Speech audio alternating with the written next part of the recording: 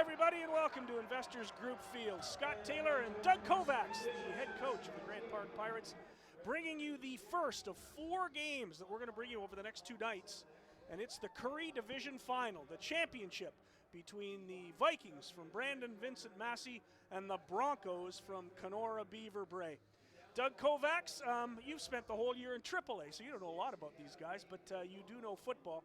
And what do you expect from tonight's ball game? Well, it's going to be a very exciting here with this new tiering format, the new bowl game format here, where we're having competitive games throughout the season here. We do play Potter football, but we have a long history with Massey Brandon here, with them playing Potter the last couple years, and we've went out and scrimmaged against Beaver Brae, so it's going to be an exciting game. Both teams are very physical, and with this new tiering format, it's going to be a close and competitive final. We're matching out-of-town teams against each other, so they should be on the same level. Explain to the viewers what the tiering program means. Well, in the past, in June, we'd decide which teams, so basically you'd have 10 teams in the 3 divisions, and with that, it lent itself to some very competitive games at the top. But the disparity between the top and the bottom, for example, the AAA division, where, you'd have teams like Grant Park who would just, beat the tar out of the bottom teams here. So there was really no incentive for these teams to be playing up here other than to, some people felt, to be sacrificial lambs to the big schools in Winnipeg here. And Massey was an example of that here. They played in the Potter for 2 years, and I think they won 1 game each year, and it was always against another Brandon team.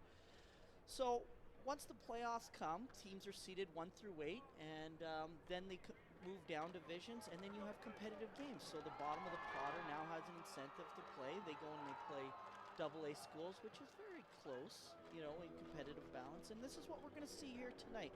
We have 2 Currie schools, a Currie school and a Vidrick school, right? And Massey Brandon was either league last year, they were either league in Vidrick, but they've moved down here. Now they're going to have a very competitive, and they're in the championship game, and it gives you incentive. You're never out of it.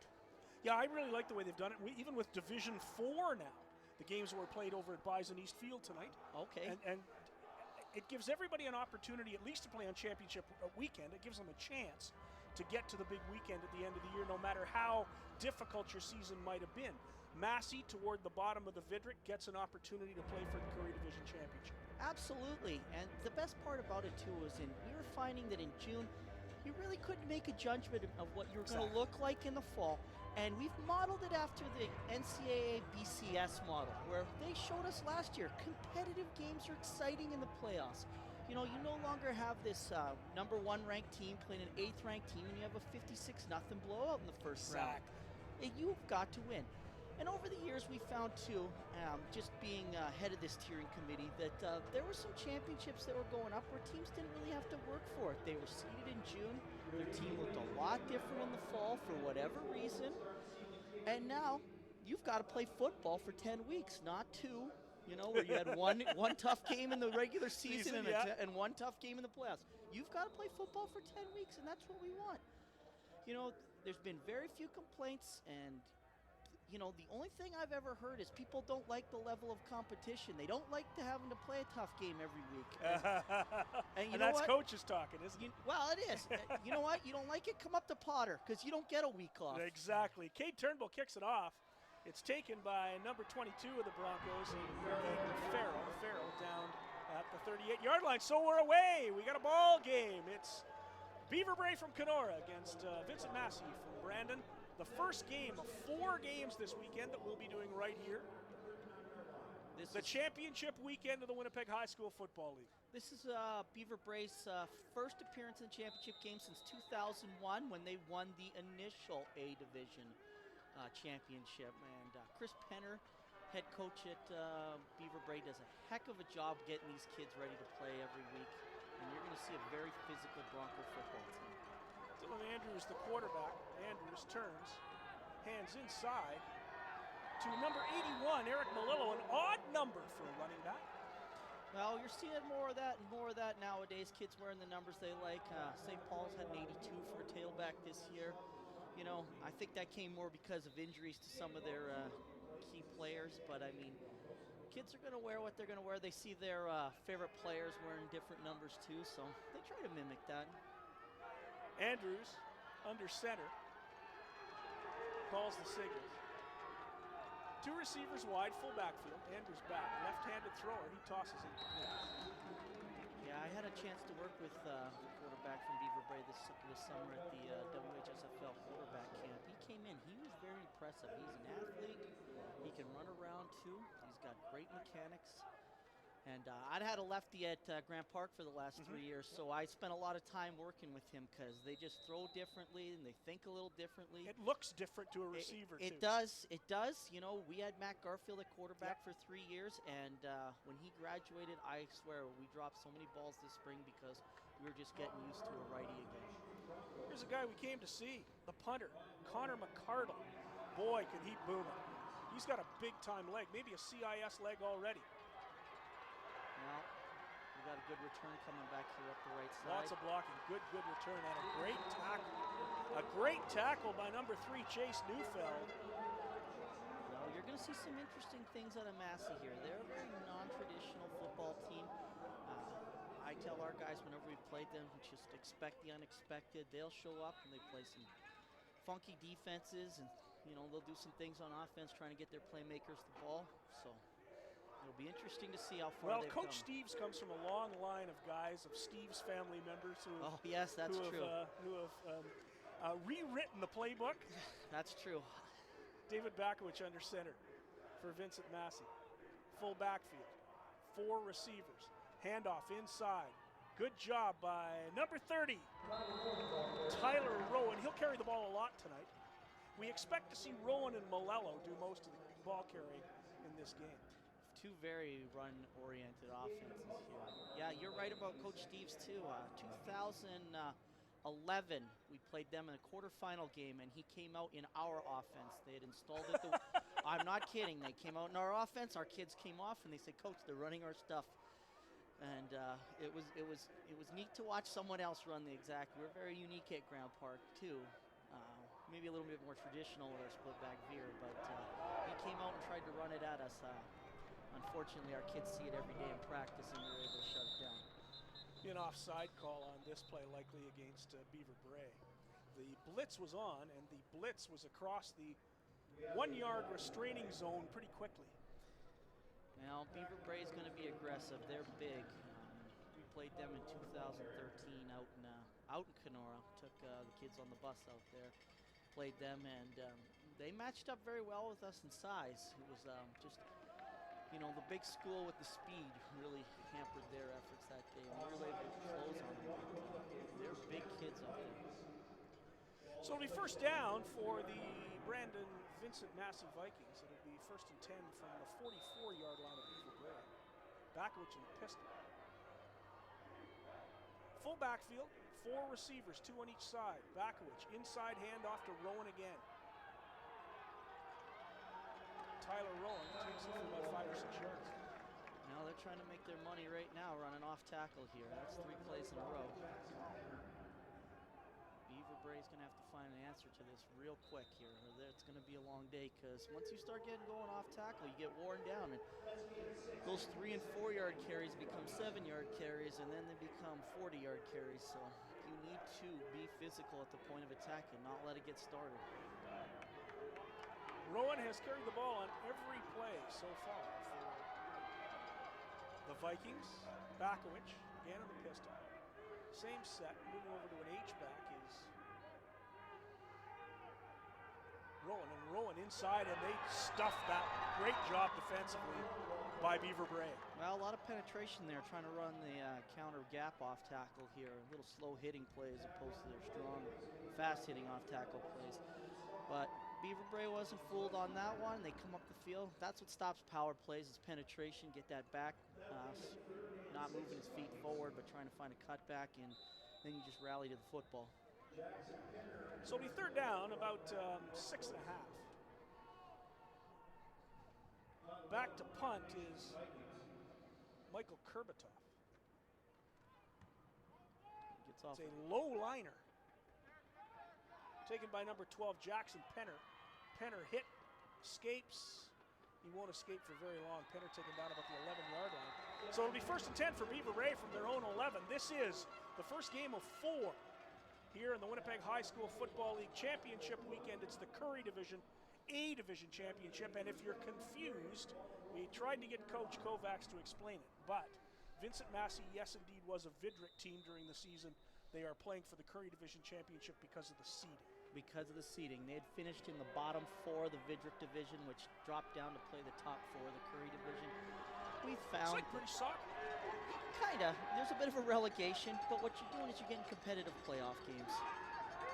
Back to throw is Andrews, and a real nice pass, and he's got Malello, and Malello is loose.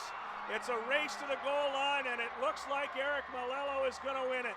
It's 6-0 Beaver Brae. A 99-yard touchdown pass by quarterback Dylan Andrews to Eric Malello, and what a way to start your second possession of the ball game, Doug. Absolutely. He just got he lined up at tight end out there, and he just leaked out of the backfield. There's a little confusion in the and you talked Massey about secondary. Andrews' ability to throw. Absolutely. He laid it right in. There was a perfect pass. Well, working with him this summer, you could see he had all the tools. You know, it's just there's not a lot of quarterback camps out in Kenora, so he made the drive in every day with his dad. They came in. They'd spend the 2 hours on the field working with us, and you know, you could just see he had everything, and you could see he's grown into the position too. That's under calm, under your own goalpost. You drop back, you make a great throw, you drop it in the hands, and you let the kid run. So a 99-yard touchdown pass from Andrews to the wide receiver running back Eric Malello, and we were told before the game that's the guy to watch, and he shows us early in this ballgame. Well, you're going to have to come and play all their, you know, play every position. They came out with trips with the tight end here. You got to know your assignments too. I mean, it's good on them. They didn't just give them the same look play after play. They're mixing it up a little bit here. So Beaver Brae takes a quick 7-0 lead. We have 7:12 left to play in this first quarter. Well, we should see some something new coming from the Massey offense this series, I'd like to think. Well, you were the first to say that they like to do things differently. Well, you know, last year when we went out and played them, it was week 7, and I swear to God, they had 100 different ways of running jet sweep, and our kids had to be on their toes the entire game. Miggy Sian is returning it's a 31-yarder. So Sian with a return of about 11 yards. It will be 1st and 10 for the Vincent Massey Brandon Vikings. The exciting thing about this is, you know, we've got 2 Brandon teams in the finals now. You know, traditionally, you know, Brandon's a good football town. They just have trouble with the big schools. You know, Crocus Plains runs a heck of a football team. You know, Coach Boyd's doing a terrific job out there. Coach Steves has always had a competitive team, so it's good to see the Brandon schools being able to play in a championship game. It's good to be able to see Kenora here. You know, they're making the 3-4 hour bus trip in to play this. Oh, that's a mistake. It was a quick hitter into the middle of the line. Hardy, the ball carrier. Wesley Penner just decked him as he came through. So a good defensive play by Penner. That'll make it 2nd and 6 for Vincent Massey.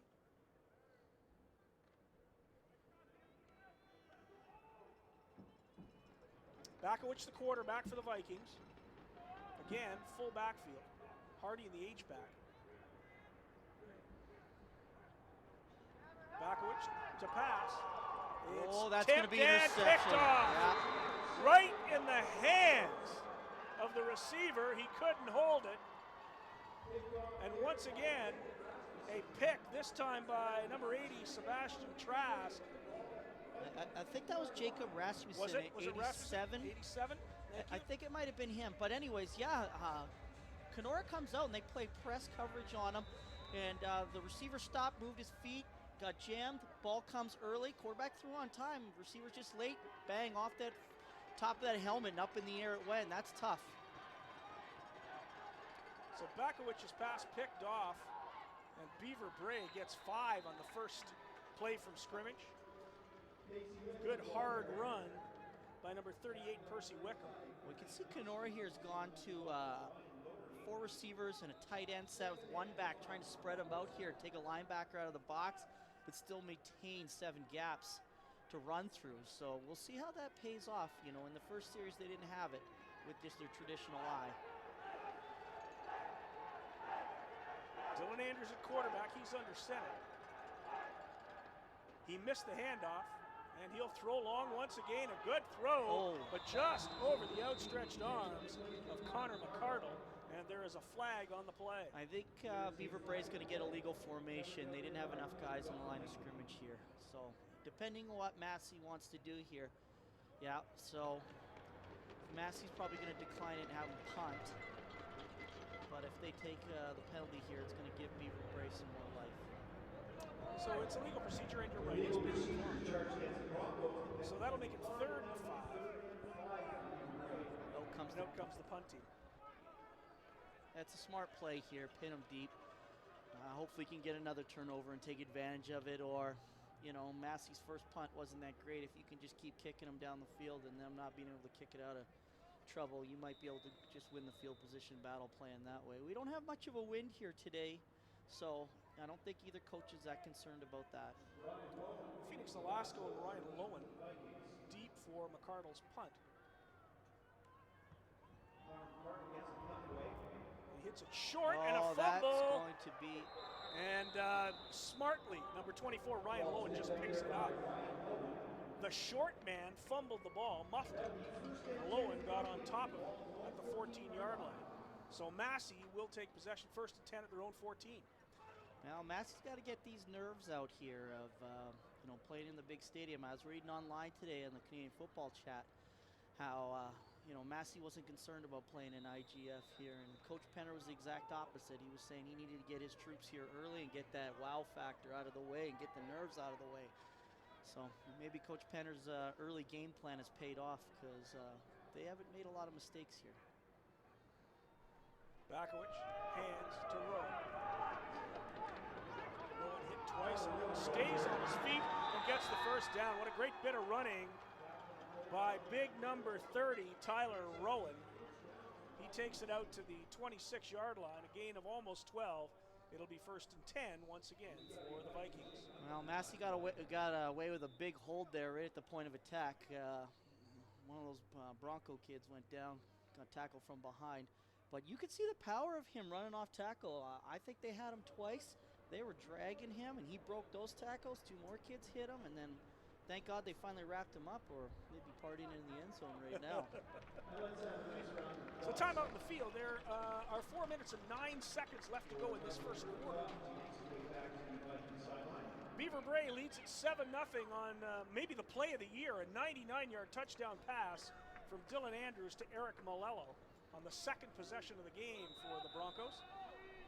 So Massey comes out of the huddle. Bakowicz in the pistol. Now he walks up to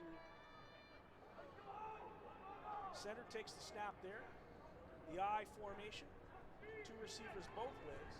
And Rowan, nice move at the line of scrimmage. He gains himself another 6 yards. Well, you can see that lateral movement. He's got great lateral movement. He ran into the guard, fullback right at the point of attack there, slid back into the A and slides right back into the outside there. And that's just good vision by him. Kenora wraps up, you know, but they're taking 2-3 guys a play to take Rowan down here. And he's showing here that he's not going to shy away from contact either. Bakowicz calls the signals. Brandon stays in the eye. And there is movement everywhere, and Rowan is hit and dropped, and he gets loose. He'll gain about a half a yard. Whoa, that one's going to be tight. I don't know. I think Beaver Brae might have jumped, but I don't know. Massey was moving too. You might get a false start here. I don't think they crossed fully. No, Beaver Brae's going to get it on the offside. They are offside. There was movement everywhere. Well, you could see Beaver Brae was coming, and they ventured into the neutral zone, but then I think Massey moved, and then Beaver Brae came right across, and he all of them. But, you know, refs got it right here. Massey gets a first down. You know, that's disciplined football by Massey. So it's 1st and 10 at the 36-yard line for the Vikings. they start to move the football here late in the first quarter. Bakowicz pitches. It's Rowan. He gets outside, can't get around the corner, but does get himself about 9 yards, 8.5, 9, and a good run on first down for Tyler Rowan. And he has obviously been the workhorse in this ball game so far. Well, he'd better have ridden the bike all week because it seems like his condition needs to be up there. They're going to run a little, I don't know, kind of like a fake dive toss play off the corner. He didn't really read anybody. I guess some people call it option, but he didn't read anybody. He was more scared about getting hit. He just dished that rock there to Rowan, and he said, you carry it. That's your job. I'll get you the ball. Quarterback's doing a fantastic job right now distributing the football. Bakowicz hands to Rowan. Rowan into the hole. Not a lot of room to get the first down. Gains about 2.5, 3 yards. So Tyler Rowan, Currie able to nail almost every play. Gets it out to the 47-yard line. That's a fantastic job. You know, you get a couple first downs, you get the jitters out, and now I'm just playing football. It's no longer at IGF. I'm no longer got fans. You know, the fan base is into the game here. Used to playing this, you know, especially these two teams here. Right, by this point in time, it should just be a football game. Absolutely. You know, first quarter's pretty much over. You know, all the run plays are pretty much guaranteed that. It is a full backfield, and it's taken inside by Mac Adams. And Adams gets maybe a yard. Good job by Beaver Brae to stuff that one. Well, I didn't think Rowan was going to carry the ball every play. You know, maybe just needed a break here. That's good. You know, pick up half yard on first down. Now they're kind of in a passing situation here. Last time they threw the ball, they had the interception here. They tried to run what looked like all hooks. Very difficult to run against press coverage. We'll see what they come out with in this series here. They're going to be in the gun, so you'd like to think it's either going to be off tackle like they've run or some type of pass. Motion to the backfield, Bakowicz throws outside. There's and another that one. is almost picked off by Jacob Rasmussen again. Very close to his second interception of the ball game. That one floated just a bit, Coach. Well, you know, I think they read it like a book here. Very obvious passing plays. He came out, he didn't get any depth, he just started angling. The corner's smart too. He's got playing his zone coverage, he's got his eyes in the backfield, and he's reading, you know, he can pattern read, he sees the pattern coming at him. He's probably seen it in film, he knows to stop dead. I mean, he catches that, it's 14-0, so.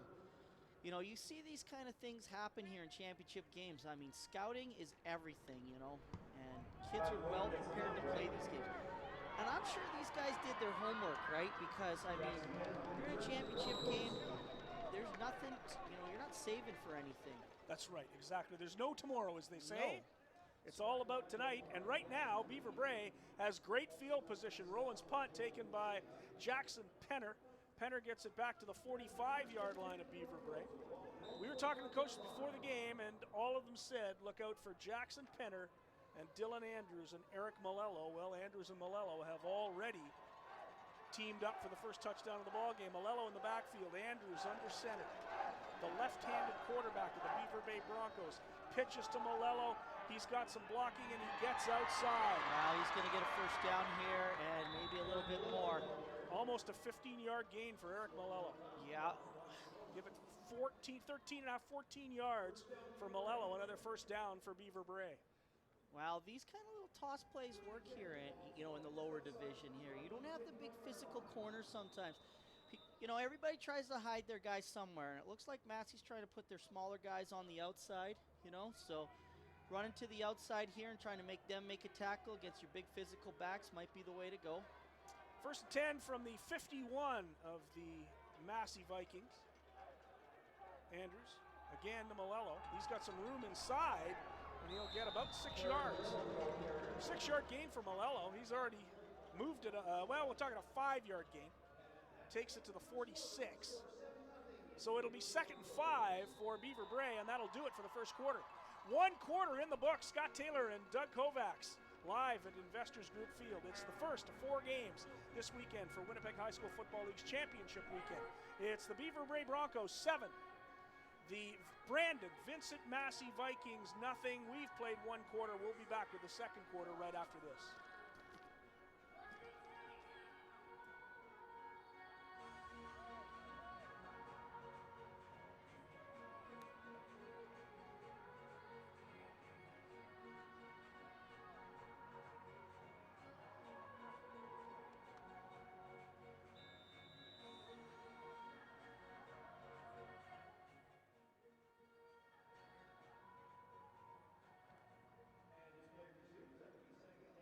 welcome back. It's the start of the second quarter. Beaver Brae moving in the southern direction. South and north right here, IGF. See, these are these defenses that you got to like about Brandon Schools. There's no defensive end on the left side here. You're going to see a big, long gain here because it's the same thing. You know, when you play at Brandon School, you never know what you're going to get. You know, they got 3 linebackers out there, but they're 2-3 yards off the line of scrimmage, so your offensive lineman doesn't have to make a key block. He can kind of just position block, get his hips in the way. You know, Coach Steves, he's got a unique way of doing things, and it works because he's in the final, but you've got to be prepared for anything. Well, Malello with another 14-yard gain takes it down to the 34-yard line of Vincent Massey, and Beaver Brae looks like they're ready to make it 14-0 as they move the football at will. Andrews fakes and he'll run. He'll be taken down quickly, probably a gain of 1 yard. There was nothing there for Andrews to throw, so he tried to run it himself. Absolutely. I guess safety for Massey picked up the crossing route here. It's very tough for a left-handed quarterback to throw to the right side too, you know, and he had trips on that side, so he probably had some receivers that were going to break open, but you know, trying to get your hips around and throw when that buzzer's going off in your head, that ball should have already been gone. It's tough. So I think he made the right play here. Preserve the field position. You're in field goal range. Andrews out of the pistol. Let's call it 2nd and 10. Gained about 6 inches. Andrews back to pass. Looks for a receiver. Whips it deep, and Connor McCardle all by himself. It's a touchdown for Beaver Brae. A perfect pass from the lefty Andrews to the wideout Connor McCardle. It's a 34-yard touchdown pass, and it's now 13-0. Fantastic job here of making the read and getting it over the top. They're going to run a little smash concept there to the left side. You got about a 12-yard in route and a corner over top, and all you do is read in the corner, and if he comes up on the in route, you just throw it over the top. He made a great read. Put it right on the money, you know, wasn't underthrown, but he didn't have to dive for it either. You know, the old Kahari Jones, he catches it, but he's down because it was a tough catch, you know. He just catches it and strolls into the end zone. It negates the free safety too. You know, it's a concept that a lot of teams in these leagues use because it's an easy read for the quarterback. And I mean, you're in championship football. You're going to win with fundamentals, and that's just an easy pitch and catch. So a perfect pass from quarterback Dylan Andrews to the wideout Connor McCardle. McCardle makes the point after, and it's 14-0. Beaver Brae leads it. We're in the second quarter, and I got to ask you, you've watched these teams all year, Doug. Did you expect a team that was regularly in the Currie to be able to handle a Vidrick team the way Beaver Brae has early in this ballgame? Absolutely. The division cutoff is arbitrary in each one.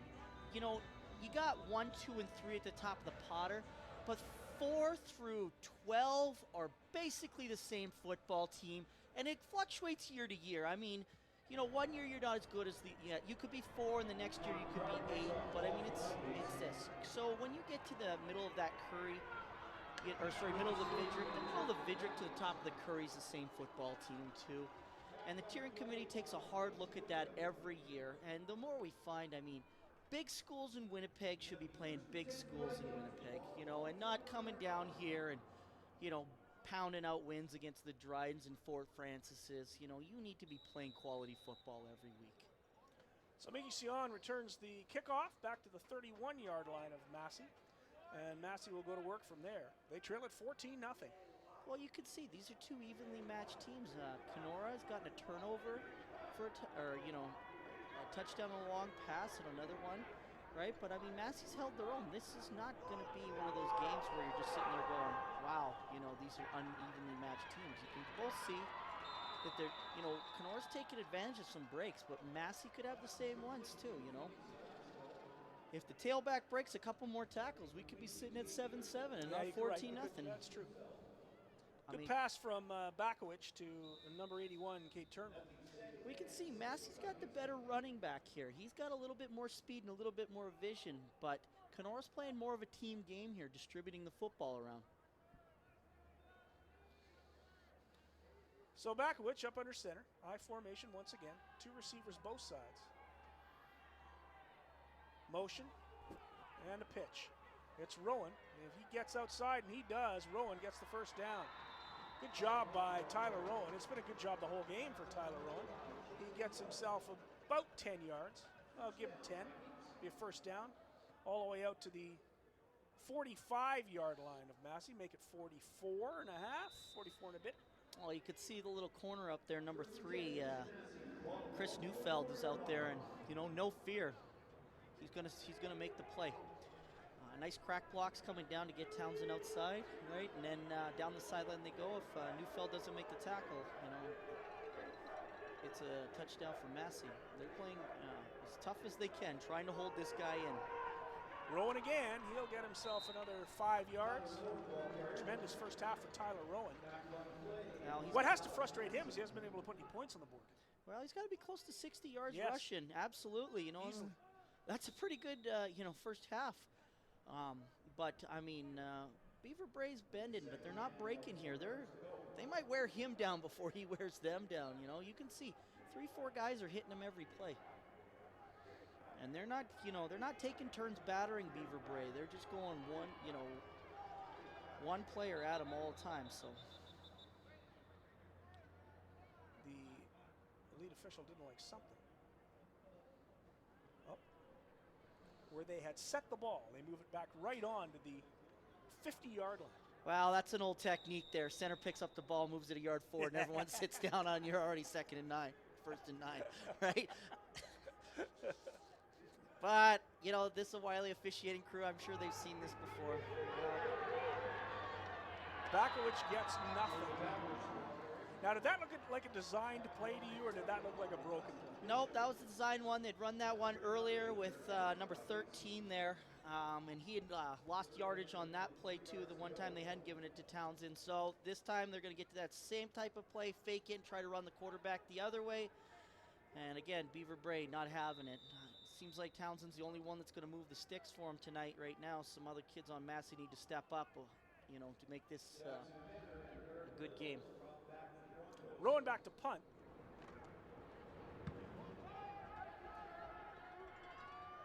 Punt to Jackson Penner.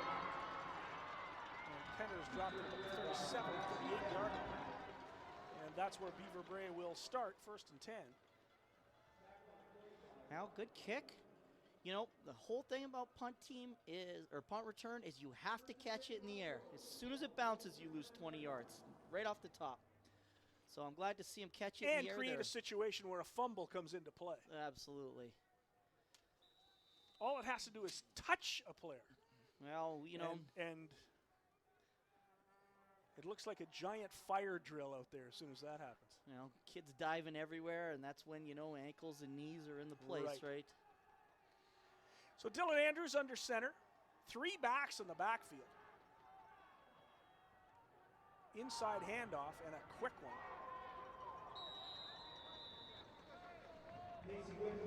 Taken by number 38, Pacey Wickham. Wickham gains about 2 yards. Now they're going to make it 2nd and 8. Looks like they want to play some big boy football here right now and just pound it right at you. I've been impressed with Beaver Brae. They're giving Massey a lot of looks here. Seeing how they'll play. This one here, you got rollout type pass, and he's got the edge. Andrews, the left-handed thrower, incomplete. Good play there. Great play. Good defensive play. 87.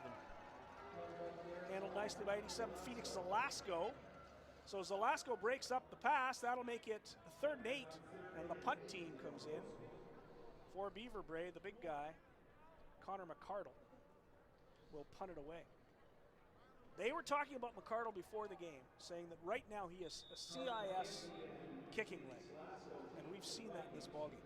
Well, there's no doubt about it. He has a very, very strong leg here. Not unlike Nick Diafonte over at Oak Park here, who I think he set the league record for field goals this year in kicking. That kid was, it's tough to play Oak Park because he can kick it from anywhere, can't he? Well, and he's a heck of a soccer player as well. Absolutely. I watched him and Eric Gallo, Grand Park Pirate kicker, go at it here twice this year. Both them very strong leagues. It doesn't matter if you get a first down; they'll punch you down the field 65 yards. Watch these kids kick. It's just incredible the skill development that's happened in this league, and you can see it here. You've had, you can just see the development among players here, and how competitive the league is and the skill level. McCardle didn't hit that one very well, got it off the end of his foot. But again, you're right, it's bouncing, and that creates an issue. It's taken by Zalasko. He's blocked down a nice tackle by number 13, Andrew Carmichael.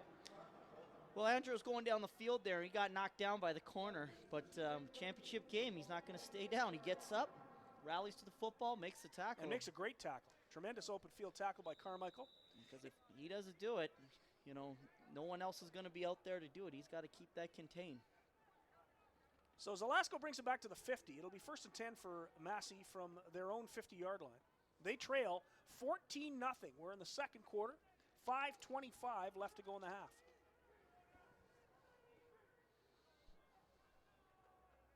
Bakowicz back to throw. He's got a receiver wide open. It's Miggy Sion. Sion takes the pass, and he stays on his feet, and he's finally slammed to the turf at the 17-yard line, but a huge gain. That's a great job getting other people involved in there. He came out on a wheel route there, and the corner was watching in the backfield. A little bit of confusion back there on the top of the screen there. They both jumped the under route, the hook, and over the top he went. Number 6 there, free safety, was able to come out there, Dylan Andrews, and make the game-saving tackle. I mean, number 2's not very big. He's not going down either. No. He's not a big person, but he was not going to be tackled. Well, he's got to be 5'6", and I'm probably being generous, but he's got the heart of a lion there. He caught that ball, and he wasn't going to be denied. Here's big Rowan, lots of room, flag on the play. I think he got a holding by the left guard right there, or the center. 7-yard gain by Rowan. Boy, he hit that hole quickly. He got a hold there. Massey's got away with a couple already here, but very inopportune time to get the big play, and now they're at 1st and 20. So we'll have to see. They're going to have to, dig into the playbook a little bit here, because Townsend for 12 yards is going to put him at 3rd and 8.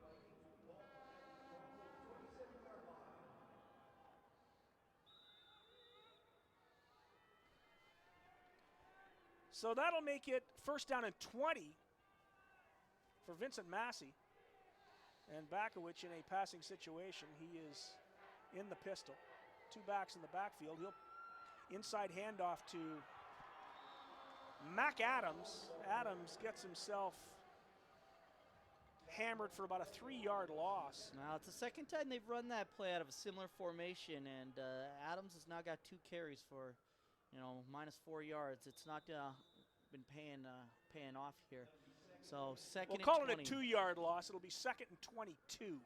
2nd and 22. Well, they're going to have to throw here, and Beaver Brae's going to have to play good defense and get a pass rush here. I'd watch for the screen here. Coach Steves has always had that in the playbook. So Bakowicz calls the signals.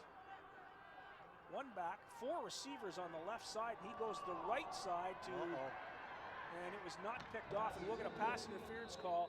It'll be on offense. That'll be an offensive pass interference, I think. Well, Dylan Andrews had position. Absolutely, and the ball was thrown to the outside. Dylan was going to track it down. I thought we were going to have a turnover there. Yes, it was offensive pass interference, no question about it. Well, this will be a curious decision what Coach Penner's going to do. I would push him back here out of field goal range, make him one-dimensional. Coach Penner's going to decline it and make him kick a field goal here.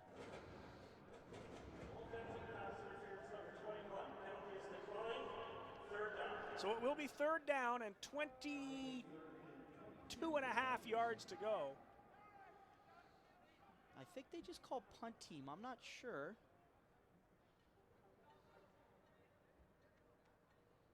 Andrews comes off the field. They're on the 27-yard line, or 29 Penner and yard. Malello back to receive.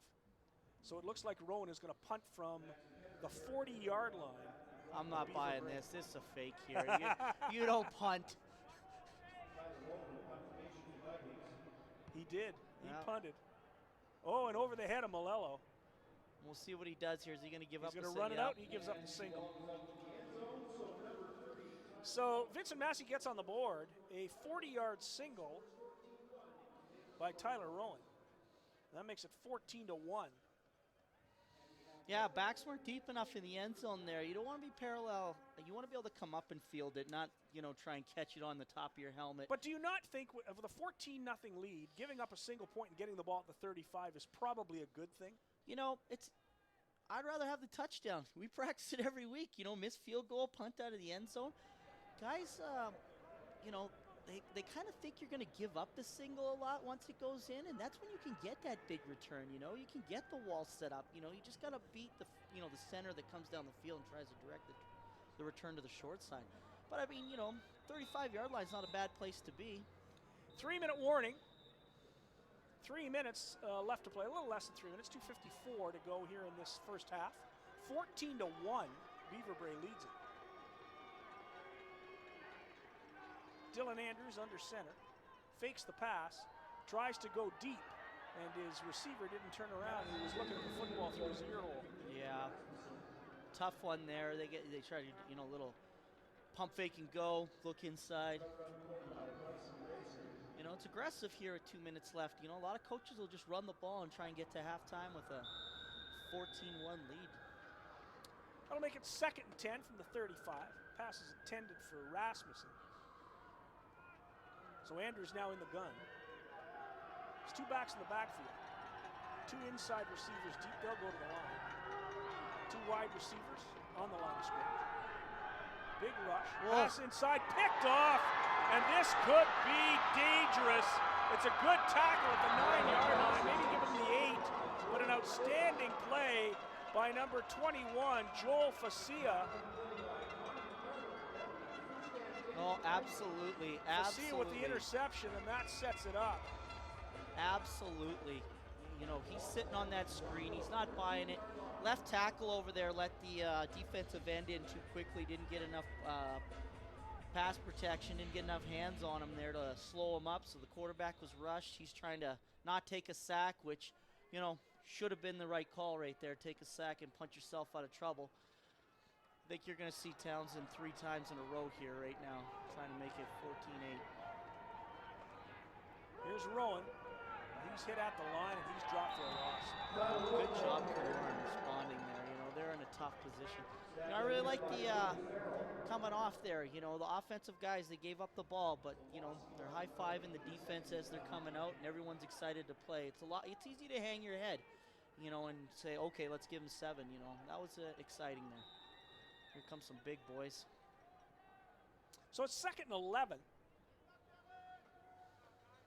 A great opportunity, a golden opportunity for Massey to get back in this football game. The interception by Facia, and now they have 2nd and 11 at the 14-yard line of Beaver Brae. Massey's missed the line. They don't have enough guys in line of scrimmage, and confused here. We'll see. Massey's got timeout here. Coach Penner's walking out there to give middle linebacker there, Wesley Penner. Probably some relation out in Kenora there, right? Son, Probably. nephew, Son, shut this play down. Yeah. Yeah, I know Coach Penner lives out in Kenora, and he is an avid fisherman, and he knows the entire Lake of the Woods area there. And he's given me some tips in the past on fishing. So Wesley Penner takes the message back to the defensive huddle.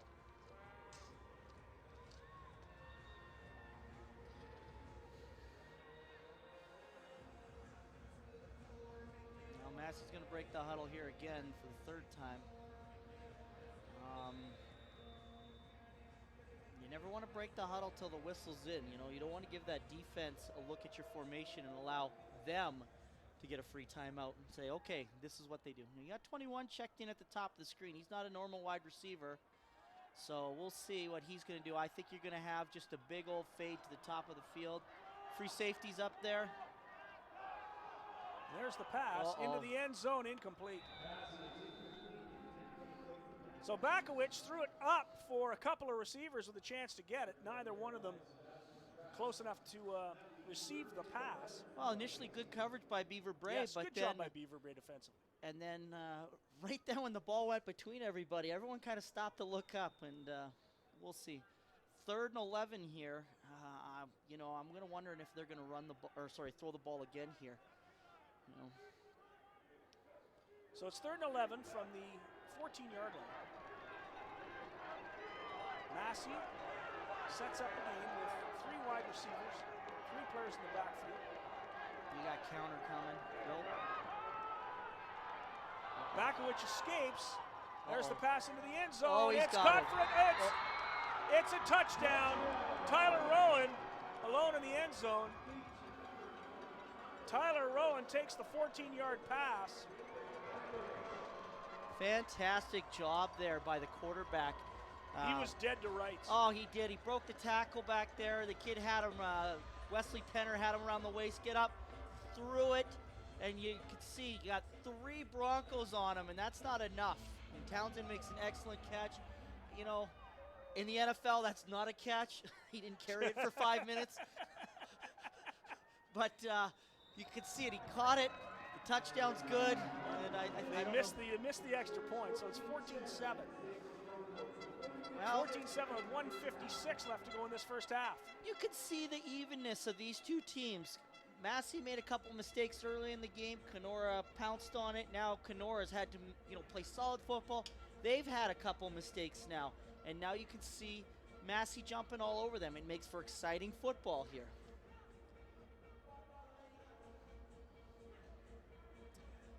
So we have 1:56 left to play in this first half. It is now 14-7. Beaver Brae leads Massey in what Coach Kovacs said right from the top was going to be a very competitive football game. Absolutely. I love this type of stuff. It's exciting football. It's good football. You never know where you're going to be at the end of the season. You can see it. Sturgeon Heights had a couple tough losses this year. They fought it out. I mean, they beat Kelvin. A lot of people beat Kelvin this year, but that's neither here nor there. But, they beat Kelvin to get the win. They got into the Vidrick playoffs, and they beat Dakota, and then they came up and beat River East, and now they're in the final. And that's what you want to see, because those teams are very, very, very close all the time. Jackson Penner, the short man, takes the kickoff and gets it back to about the 43-yard line.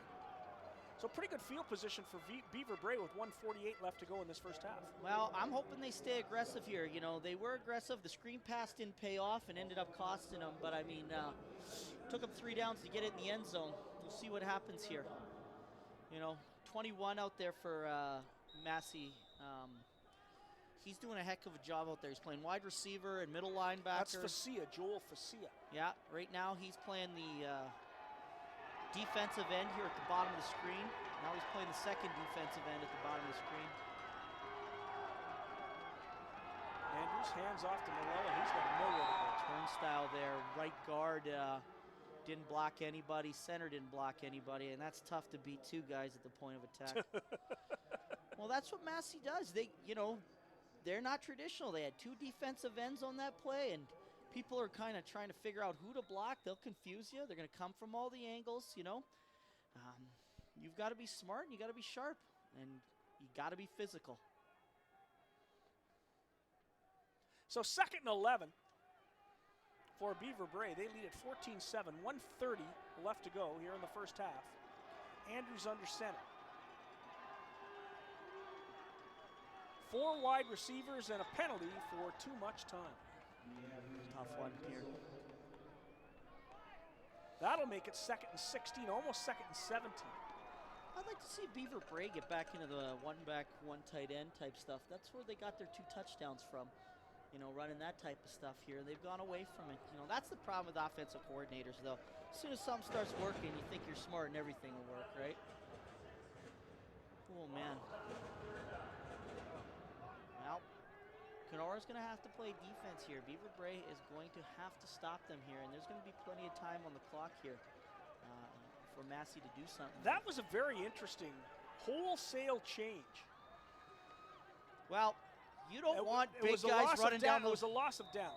There's a loss of down because of the time count and under. So with 1:21 to go, you've got third, 12 yards to go. You don't want big guys running down the field. You've seen that over and over again where, you got big linemen running down the field, and they can't cover the fast guys. And they only get about 12 to 15 yards downfield anyway. So if your kicker can really kick it over 40 yards, they're not going to cover anything.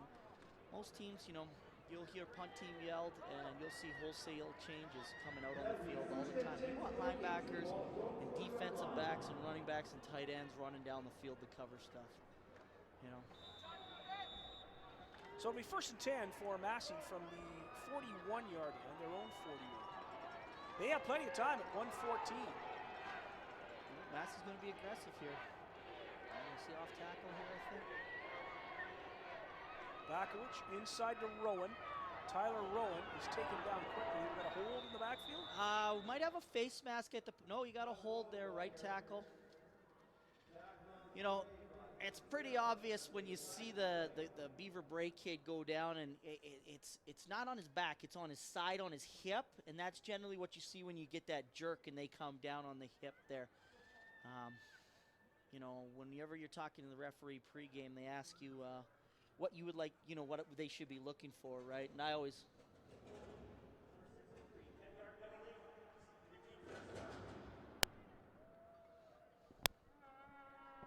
That was interesting. It was. That was really interesting. Good piece of music. Good love song, I think that was. Sounded a little like 9 Inch Nails, actually. Yeah. Nobody heard it. Except us. Except us. Here's Bakowicz, inside handoff to Rowan. Rowan taken down again. A group hug for Tyler Rowan. Wow, Wesley Penner is doing a tremendous job in the middle there. And, they don't have the biggest 3 technique on the field there for Beaver Brae, but he is holding his own. And another Massey kid getting up slow. That offensive line, number 60, I think that's the second time he's gotten up a little bit slower. He's starting to feel it. I think he plays their left guard. That'll make it 2nd and 13. After the holding penalty, dropped them all the way back to the 30. So another good run by Tyler Rowan. Well, let's figure it out here. Halftime stats, he's got to be close to 100 yards. I would think. And, he's gotten in the end zone, too, on the pass play. So I'm pretty sure at halftime, Beaver Brae is going to be talking about what they need to do to stop him.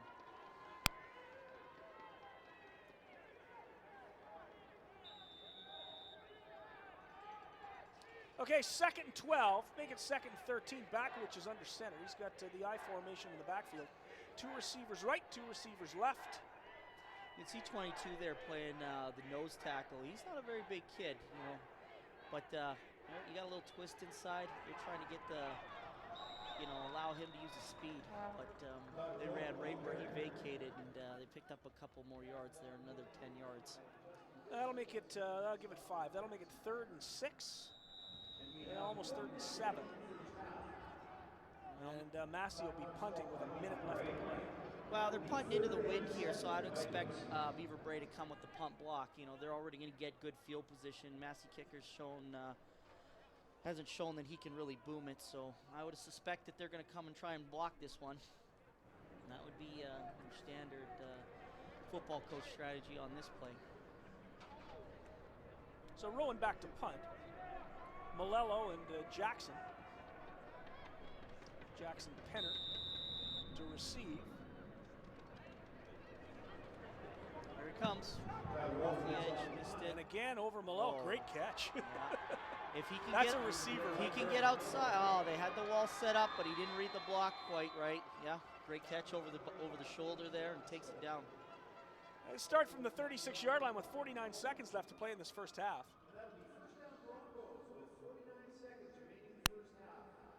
14-7, the score remains. Beaver Brae leading Vincent Massey.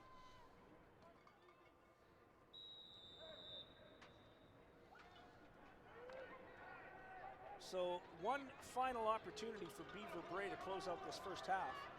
Andrews in the pistol. 2 running backs, 2 slot backs, 2 wideouts. Andrews looks, can't find a receiver, and he is sacked. Great job there. Great job of taking him down. Great job by the Massey secondary, too, of covering them all up there, not giving them any options. 40 seconds left here. I wonder how aggressive they're going to be now. Tremendous defensive effort by number 54, Bryce Addison. He'll get credit for the sack. So Addison gets to Andrews, an 11-yard loss. Now with 34 seconds left.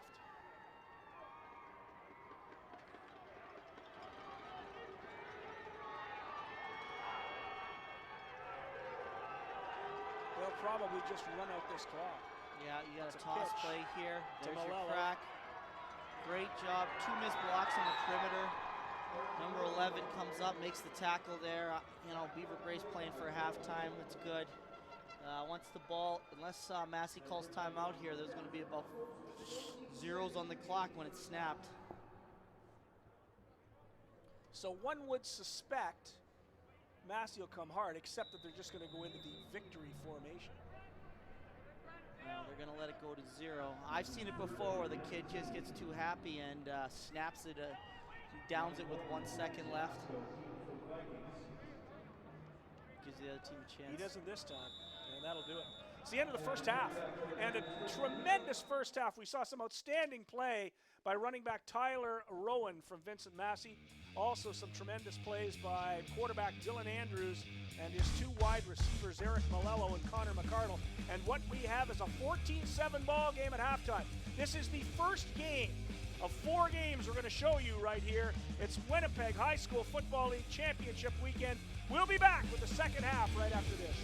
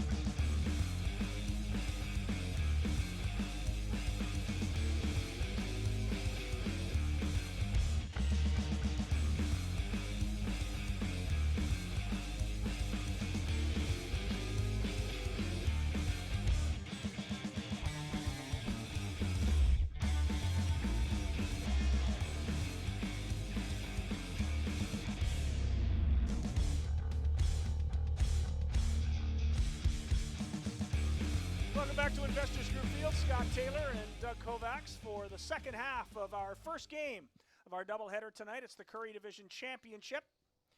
The Class A Championship between Kenora's Beaver Brae Broncos. That's hard to say. The Beaver Brae Broncos and Brandon's Vincent Massey Vikings. Beaver Brae leads at 14-7. Connor McCardle kicks it off. And Brandon will return if Sean can corral that football. He does. He gets outside, finds a hole, and he's tackled from the 31-yard line. Little Miggy, who made a great catch and run in that first half to eventually set up the only touchdown of the game for Vincent Massey. A 14-yard pass to Tyler Rowan. He's a nice little weapon out there, too. He's shifty. Who, Miggy? Yeah, and he's short. He's shifty. He's going to try. He's going to be aggressive. He's got that big lean. So Bakowicz in the pistol. Takes the snap. Inside to Rowan. Rowan pitches outside to Mac Adams. Mac Adams finds a big hole around the right side and takes it out to the 51-yard line. So a big gain by Mac Adams. Outstanding play here. Get good adjustment at halftime. Went in, decided they're going to, run a little decoy here. They fake, give it to Townsend. He hands it to Max Adams coming back the other way. You know, and everything Kenora thought they knew at halftime, they don't know anymore.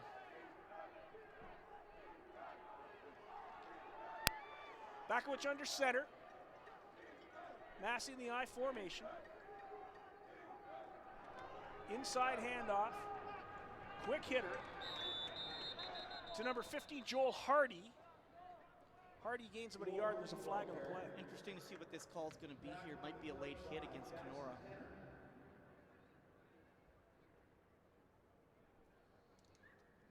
Yeah, you got a late hit here coming in from the outside.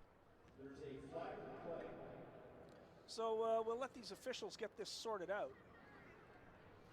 Well, you know, what turns into what was going to be a 1-yard gain is now going to be a 16-yard gain. Face mask. Unnecessary roughness. And you're right. Turnovers and penalties will kill you in playoff games. We found that out the hard way this year against Oak Park. We hadn't fumbled the ball all year. We had gone 9 weeks without a turnover, put 3 of them on the ground in the quarterfinal game. Took 2 really foolish penalties in the fourth quarter there that just killed us. One of them an ejection goal as well. You know, you've got to play so disciplined in championship games. Inside handoff to Tyler Rowan. Rowan outside. And he steps out of bounds. Well, I think he thought he stepped out of bounds. Now, you stop playing there for a second, but until you hear the whistle, don't stop or you're going to get clocked. It's interesting to see here. You know, are they going to keep handing it to Townsend here the entire second half, or are they going to mix it up here? Or sorry, to Tyler Rowan if they're going to mix it up.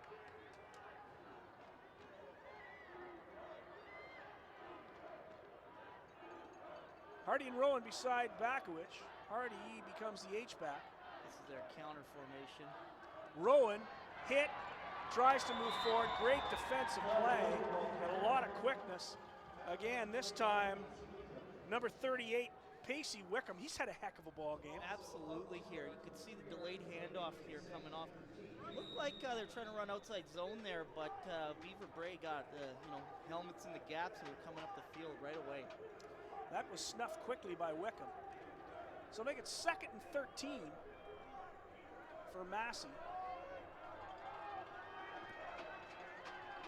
It's only the first or second loss of the game for Rowan. Well, he's played fantastic the entire game so far.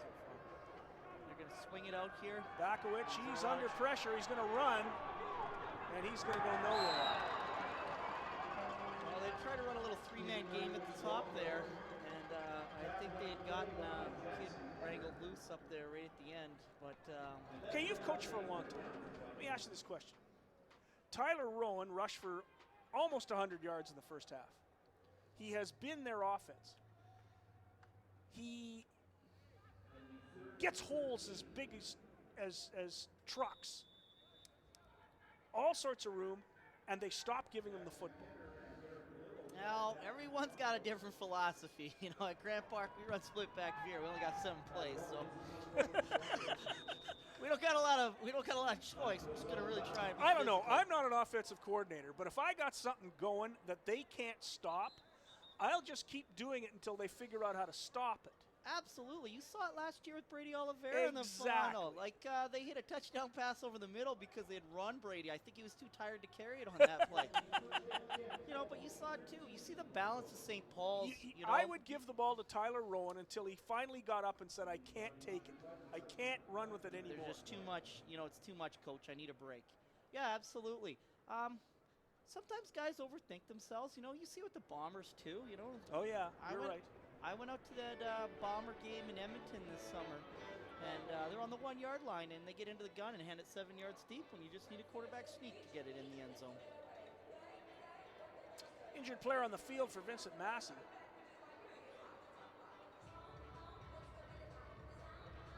You know, you got these varying offensive philosophies. That's the one thing about football, though. By the way, it's Jonathan Fraser. We'll correct that. It is 57, James Reed. James Reed is being helped off the field. You got a lot of ways to skin a cat in football, and a lot of people are going to do a lot of different things here, you know? You got to mix it up, though, too. If you're not completely dominant and can just hand it to Tyler Rowan, which they haven't been completely dominant, you got to get some more people involved. Curious to see what they do out of this formation here. Looks like the toss play coming to the top of the screen. Counter play coming underneath. Massey does a tremendous job of sniffing it out. Sure did. Stopped Eric Malello for virtually no gain. That'll be 2nd and 10 for Beaver Brae.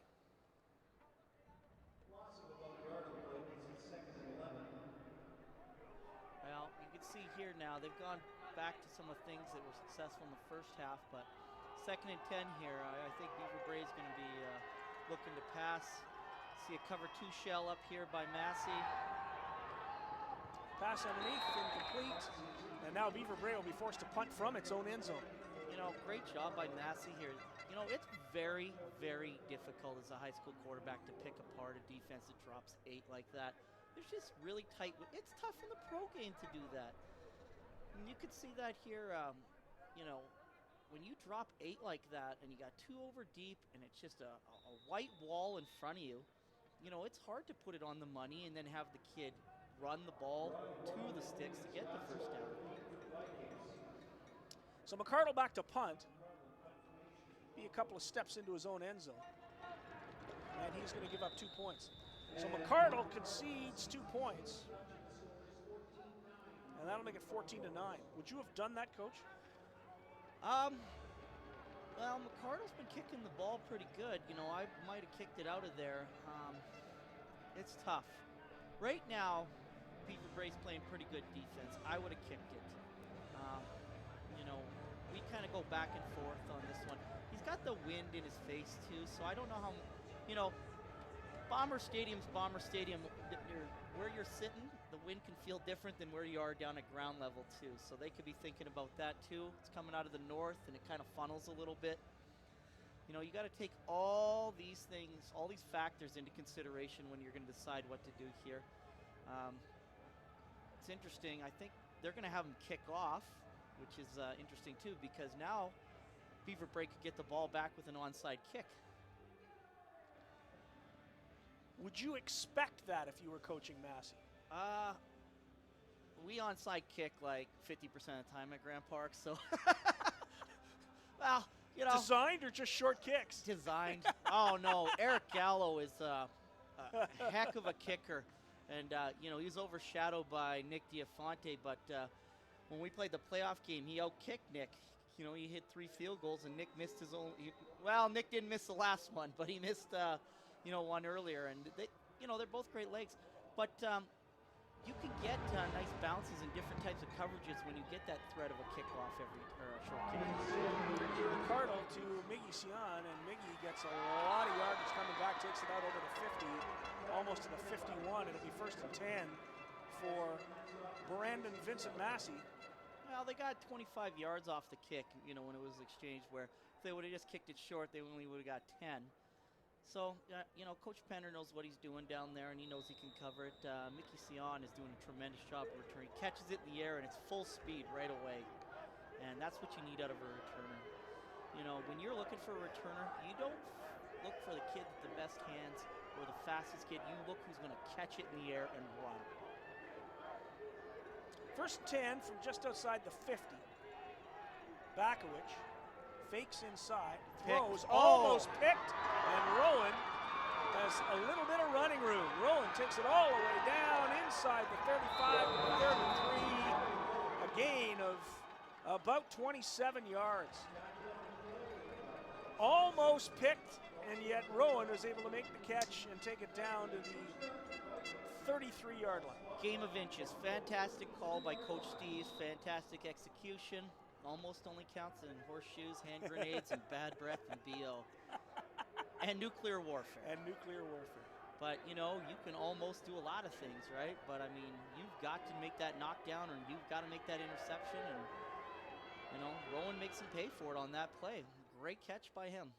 And a mishandled snap, and it looks like Beaver Brae is going to get the ball. They are not going to get it. They are not going to get it. That is a loose ball foul. 39 hit the quarterback trying to recover it instead of going for the football. That is going to be first down, Massey. 10 yards up, I believe.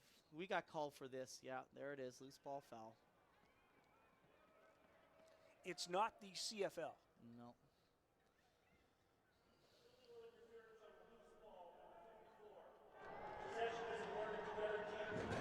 It'll be a first down from the 41-yard line. Well, we onside kick so much that the coaches we're playing would tell the referees we're not allowed to touch their players. So instead of them going for the football, they'd all stand up and put their hands in the air like they were trying to catch it, even if they weren't, and you get a loose ball foul on that one. It was tough, but it's good because you should be going for the football, not making blocks on people that are trying to recover it. So Bakowicz gets another chance. He hands off inside to Rowan.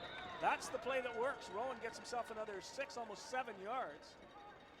Well, you can see the splits by Massey. They're trying to open up these interior run lanes. They're just getting off the football and starting to lean on Beaver Brae a little bit.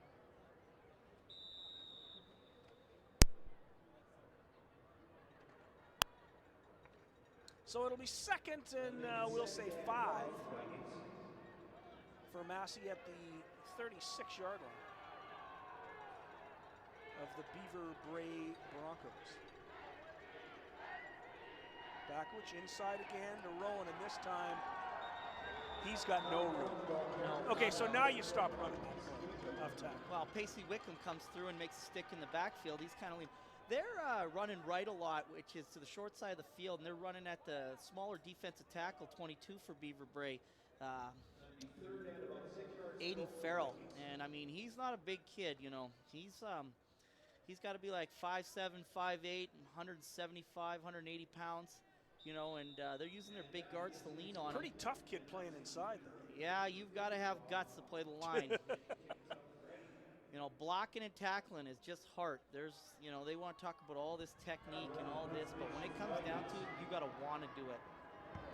Rowan with the punt. It's a pretty good punt. Yeah. It's taken by Jackson Kennedy. He's got some edge. He's trying to get outside. Yeah. He's not getting that far. He gets it back to about the 12 or 13.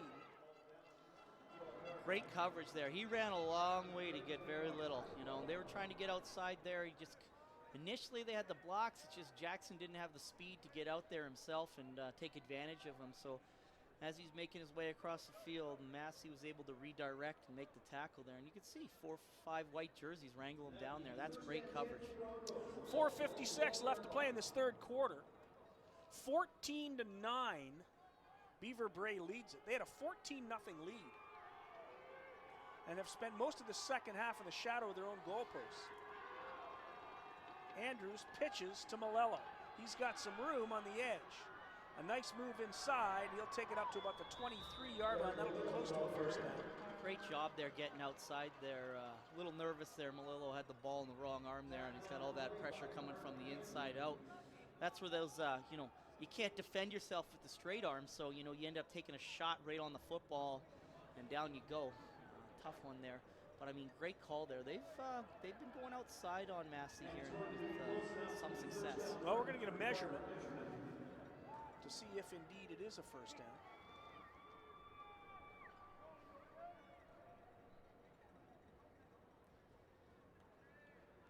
We have more football coming up after this. It's the JV final. Well, Neelan won the 4th Division football game tonight, taking the first WHSFL championship, 14-11 over St. Norbert, and Adrian Huntley's crew out of the Celtics out of St. Norbert. And I think that's the second year in a row that St. Norbert's been in a championship game. He's doing a tremendous job down there. But congratulations to Coach Cullen and the Neelan Spartans. So Neelan wins the 4th Division championship.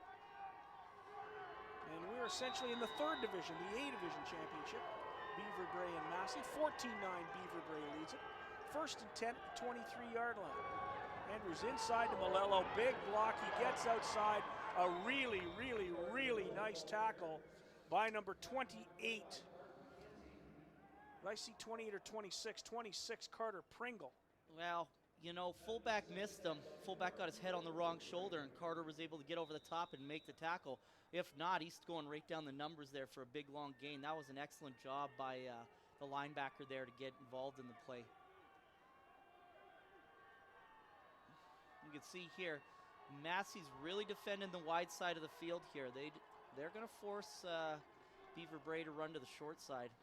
Inside handoff, a quick hitter to Pacey Wickham. Plays both ways. We'll correct that tackle. We'll go to Carter McKenzie. Carter McKenzie, number 20. Gets credit for the tackle. Great inside tackle. And another first down for Beaver Brae as they move it out to the 38-yard line. Well, this is what you want, a bounce-back type of drive here. You know, kill some clock, get some confidence back, some momentum. High school football such a game of momentum here, and you can see it swing back and forth. Again, you see, Massey is not going to give you the short side. Great play by number 4, defensive end. He didn't get suckered and run upfield. That didn't fool anybody. Nope. But they're going to force Beaver Brae to run to the short side of the field and pound it down the field. And unless Beaver Brae gets lucky and gets a long run, you know, they're going to be in a long yardage situation there continuously. Quarterback Dylan Andrews has been able to run at will until that particular play. No gain on the reverse. So it'll be 2nd and 10 for Beaver Brae at their own 38. Andrews fakes the handoff, looks outside, throws long at virtually nobody. It's up for grabs and almost caught by McCardle. What an effort by Connor McCardle. Well, you know, I thought it was going to be intercepted by 44 there for Massey, and he kind of just didn't time it right. And then all of a sudden, McCardle's right underneath it there, and if he would have brought that down, I mean, that's what you call a miracle, right? Your Hail Mary. So that makes a 3rd down and 10, punt situation. With 2:13 left to go here in the 3rd quarter. McCardle will try to punt it out of trouble. 14-9, Beaver Brae leads it.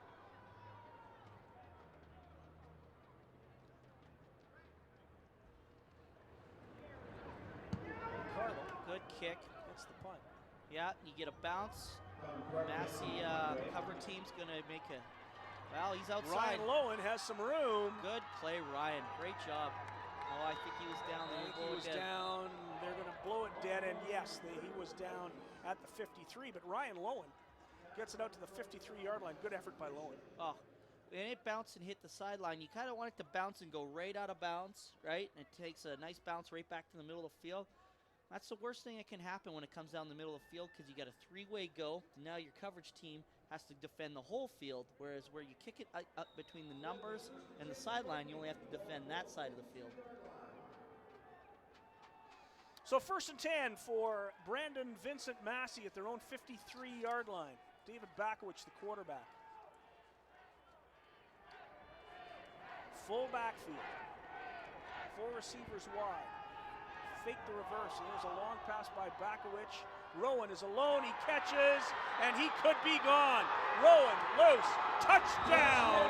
Brandon Vincent Massey, 57-yard TD from Bakowicz to Tyler Rowan, who is clearly, to me, the best player in this football field. Absolutely there. That's his 2nd touchdown reception in triple coverage. You know, the quarterback's got the confidence to just throw it up there, and he knows Rowan's going to come down with it. You had the free safety there from Beaver Brae was coming over the top for the easy interception. He just mistimed it.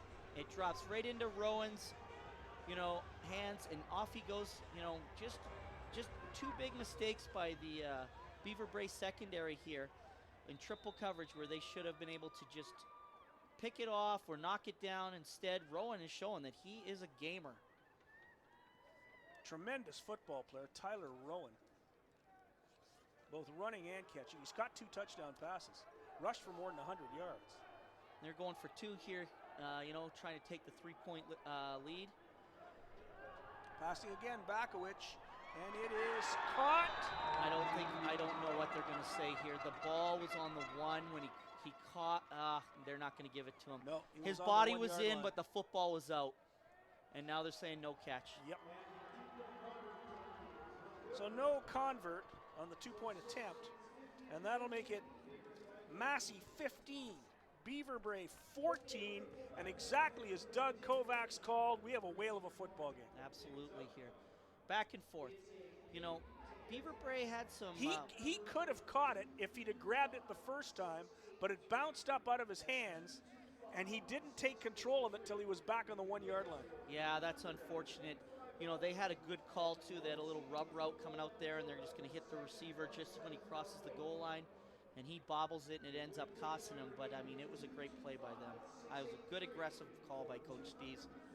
You know, and Massey right now, they've dominated this half right now in play, and they're taking over the game. Beaver Brae's got to do something, but, I mean, what are you going to do? Tyler Rowan is making play after play. So 15-14 with 1:09 left to play here in the third quarter.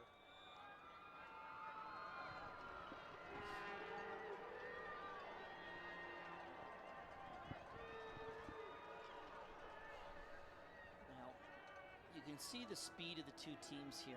You know, Beaver Brae's had some plays, but they can't break it. They just don't have that one cat that can take it to the house. They're very fundamentally sound. Short kickoff taken by number 22, Aiden Farrell. Farrell doesn't have a whole lot of room to take it back. Might have reached the 39. And you talk about momentum, you talk about confidence.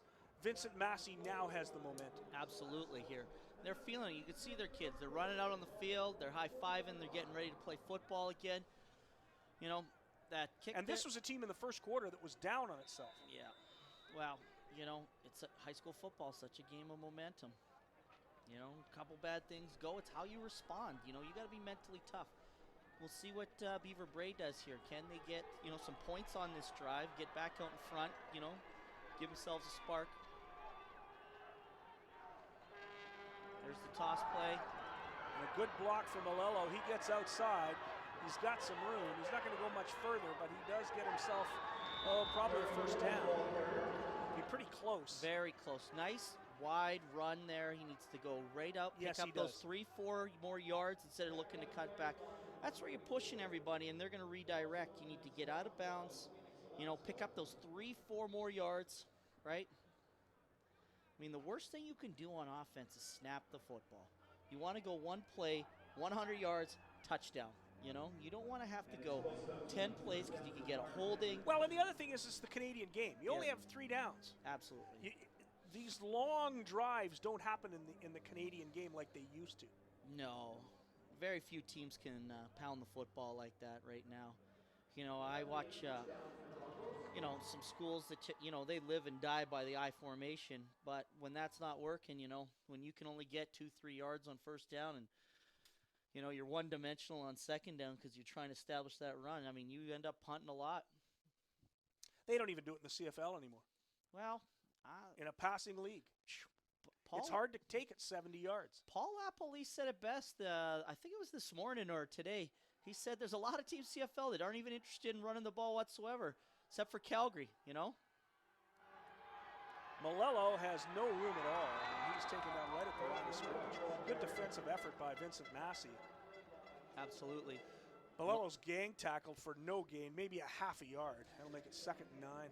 Well, he had some yards there. He could have picked up 2 or 3, you know, give him 2nd and 7, but he's trying to juke and jive and make the big play. You know, I don't know if he's going to get it right now.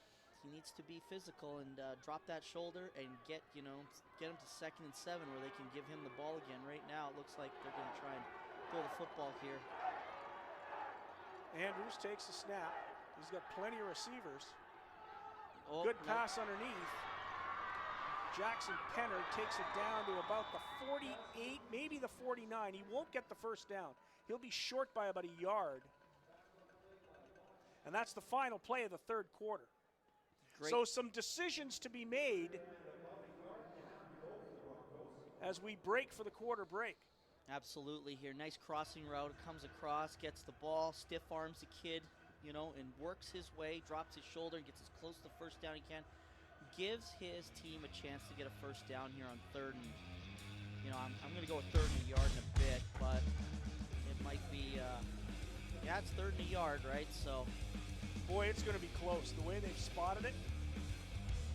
Nope. And it's about a half yard. It's 2 feet. Yep. But dance will be brung you here. I think you're going to see them run off tackle here. With Malello. Malello off tackle, probably to the left here, I'm thinking.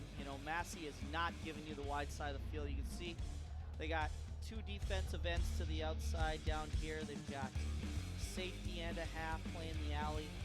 And then on the backside there, you got a defensive end, and you got 1 linebacker and a halfback playing man-to-man or some type of cover 2 shell out back there. So I think, right now, a run to the left, you should be okay. These 3rd and 1 situations also, if you crack it, well, that was interesting. Faked it, quarterback kept it. He's right on the line marker. They try to run a little midline. Boy, that's going to be close. Absolutely. Well, that is going to be really close. He didn't get to the B gap. He tried to take it up where Massey I think was. he's got it. It's going to be a first down. Yeah, they give it to him. It's a first down, but boy, that was close. Good defensive effort by Vincent Massey. Absolutely. Both A gaps plugged, but that quarterback, he wasn't going to be denied. He dropped his shoulder there and pushed forward. And reached out with the football. That's a veteran move. So we go to the 4th quarter. We have 11 minutes and 20 seconds of football left. It's 15-14. Massey leads it. Beaver Brae moving the ball. They're at the 50-yard line of Vincent Massey. 1st and 10. Andrews fakes the pitch, goes inside, and the ball carrier is number 12, Jackson Penner, who has been used mostly as a return man in this ball game. Well, he caught the pass there to get him close to the first down on the, in this series. And then on that play there, they're going to run a little wing-back counter inside there and just try and get everyone flowing with the pitch, which they've ran, a couple times on first down here, and just trying to get Massey to bite on that. We'll see what they do here. They seem to be playing a lot off the left hash here this entire second half. Andrews under center. 1 back in the backfield. We got Malillo at tight end here again, and he's running a little out route. And there he is, caught. And he was covered beautifully. Malillo had no room to run. He's taken down, gain of about 4, and that'll make it 3rd and 2.5. 2.5. Yeah, 3rd and 3. Looks like Coach Penner's going to punt it here. Their side of the ball, wind at your back.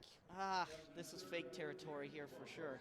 Well, it sounds like Coach Doug Kovacs fakes as much as he possibly can. You want to, because when you do this, you drop 2 guys back there that are not gap defenders, and you have to deal with only 10 guys now. Now you flank them 2 more out. Now you're only dealing with 8 against your, your 11 usually, sometimes. McCardle, big punt, deep to Lowen. Lowen takes it at the 5. He's got some running room to the 15, to the 20, to great the 30. Punt, yeah. And Good dropped punt return. at the 38-yard line. A great return by Ryan Lowen. See, that's the thing, though. We do fake it a lot. I think we ran, 5-6 punt Well, fakes with the this return, year. they gained 13 yards. Absolutely. If you ran and gained 4, you get the first down. If you gain 2, you've only given up 10 yards after the return. Well, your best offensive weapon is your kicker. He can get you out of trouble, right? That time he kicked the ball about 30 yards. They returned it 30 yards, right? You need a kid that can kick it 60 where they can only get it back about 15, You can't underestimate that. I mean, the offense's job to get 2 first downs and punt, and that's what we talk about all the time. Preserve the right to punt. And then you've got to do a tremendous job of covering it. Quick hitter inside to Mac Adams. Correct that, Joel Hardy. Joel Hardy, the ball carrier. Number 15. Hardy gains 2.5. The other thing is, too, as a coach, you don't want to be running fakes when it's obvious and you're down and trying to win, Run them early in the game. Get people nervous, Get them off their game. Run it all the time, especially when you're short distance. Bakowicz, quick pass. Good and a job. good pass to Tyler Rowan. Rowan gets the first down and a lot more. Rowan gets it over center field into Beaver Brae territory, and we've got a holding call against Vincent Massey. It was a well-designed play, and Rowan did his job, but a hold will bring it all the way back. Wow, I mean, Beaver Brae's got to find 2 cats to stick on him. They should have been two Broncos escorting him to the field when he got off the bus today. He is the real deal.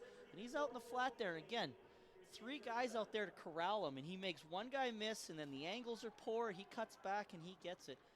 You know, I wouldn't be surprised if they just do that thing again where they run him out of the backfield here and try and isolate him on the Bronco linebacker.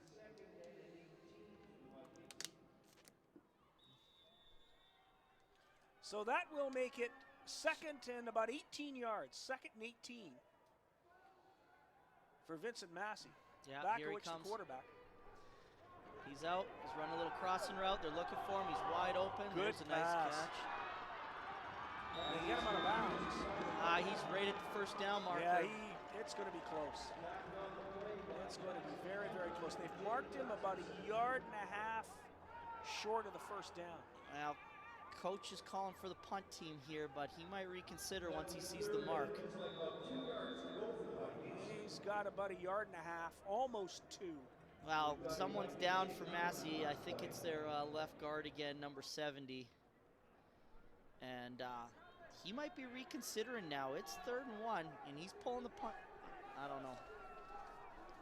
Who's he pulling off here? Looks like Lyman. So, yeah, I guess they're going to punt it away.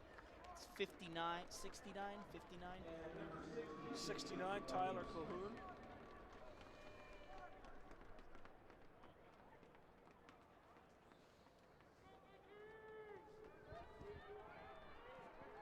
He's actually 60, and we don't have a 60.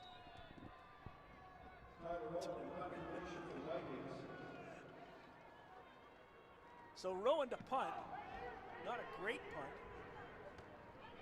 When it comes to Malello, there'll be no yards. Malello has no place to go, but he'll get 5, maybe 15 yards.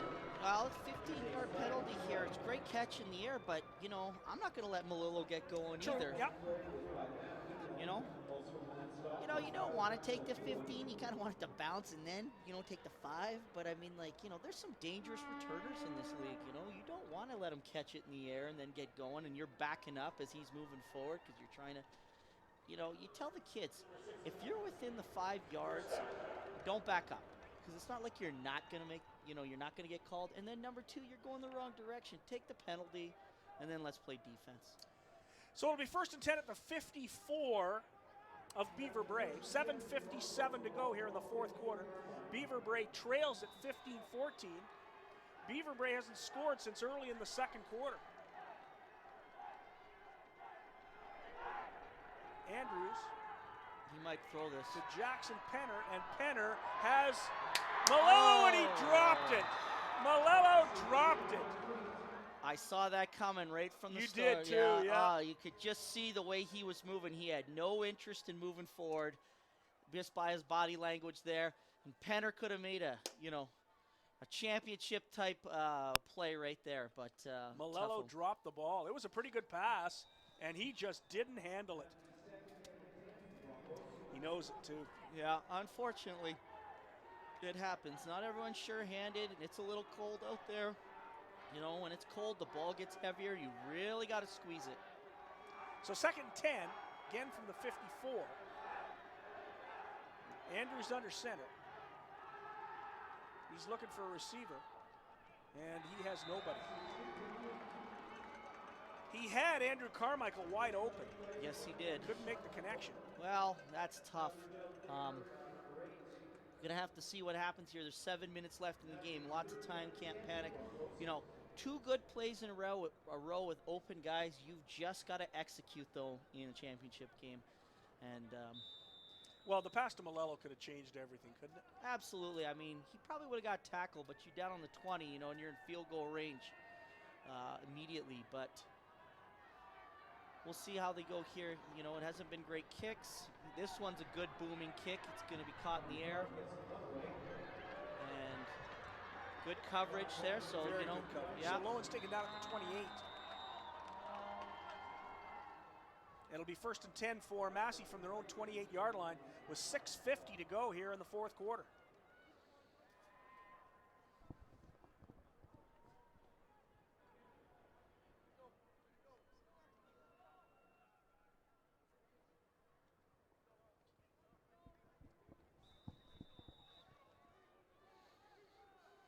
So 1st and 10, it'll mark it at the 29.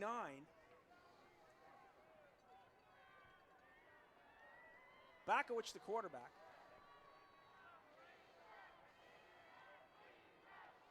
Well, He has 4 receivers wide and the I formation in the backfield. Rowan, the deep back. Well, you're going to see a lot of Rowan here coming up. There you go. Oh, He got out to the edge. And he's got room.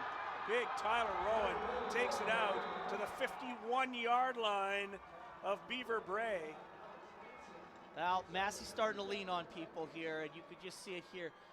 Eric Malillo playing defensive end there. He had him, but, you know, he reaches with the arms instead of hitting with the shoulder down low, you know, and can't take him down, and then he's into the secondary, and, you know. As soon as he got into that secondary, and you'll watch Dylan Andrews, he can't make the tackle there either. He gets Rowan off balance.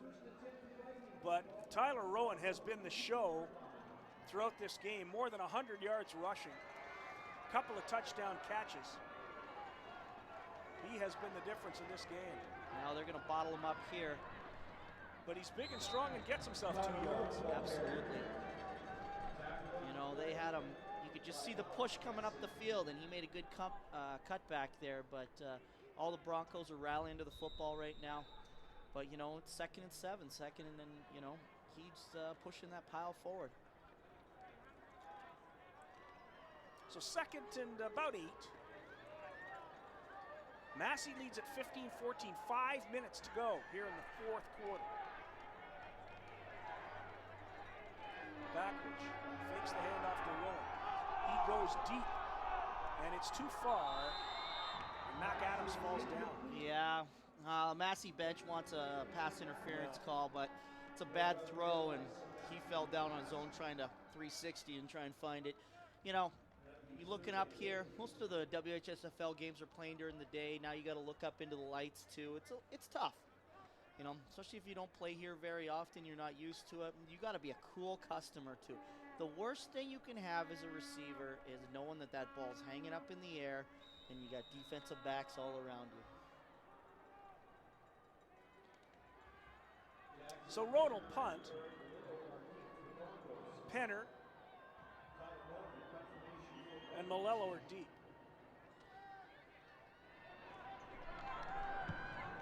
Good punt by Rowan. Malillo has it. Well, he doesn't have a lot of room out there. Good job. There'll probably be a penalty for a hold. You're going to get an illegal block of some kind, whether it's in the back or a hold here. That'll take it back another 10. I think it was 22 here. Aiden Farrell. You know, you could probably call him for both, but you know, it's a tough. He's trying to make a play here in a championship game, and he's trying to spring Malillo. Sure. And sometimes it's just overly aggressive, and you can see it here now. Kenora's walking. They've got to find some gumption now and get moving back forward. 1st and 10 from the 14-yard line for Beaver Brae. 4:21 left to play. They trail by 1 and backed up once again in the shadow of their own goalpost. Quarterback Dylan Andrews out of center. He's got trips left. A single receiver on the right side. I think they're going to run toss here. Nope. Again to Jackson Penner. Penner tries to find some room, and he's pulled down from his jersey. That was awfully close to the horse collar. It really was, wasn't it? Yep. Yeah, it was his jersey, I think, but it was close to a horse collar.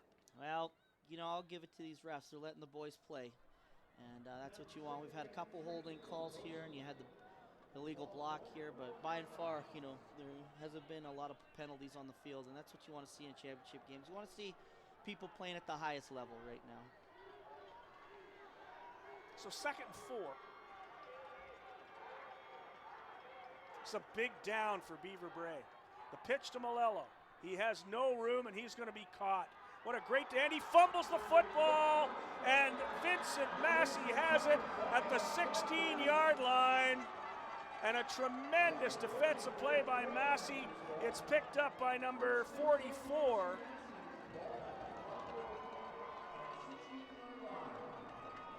And Massey will take possession just outside the 16. Well, I thought he could have, if he just stuck his foot in the ground, I thought he could have got the first down there, but he tried to stretch it out, and, tremendous job by Massey rallying to the football, and they punched it out. And now with 3:21 to go, Massey can just about put this one away. Well, it's a late break here, late fumble, and it'll always do you in playoff games here. Kenora's only chance here is they've got to get, they got to stop them, that's for sure, but, they got to get a turnover of their own. Inside handoff to Rowan. Great job there by them. There's no quitting these Broncos, that's for sure. No. Rowan gains about 2. He's second knee.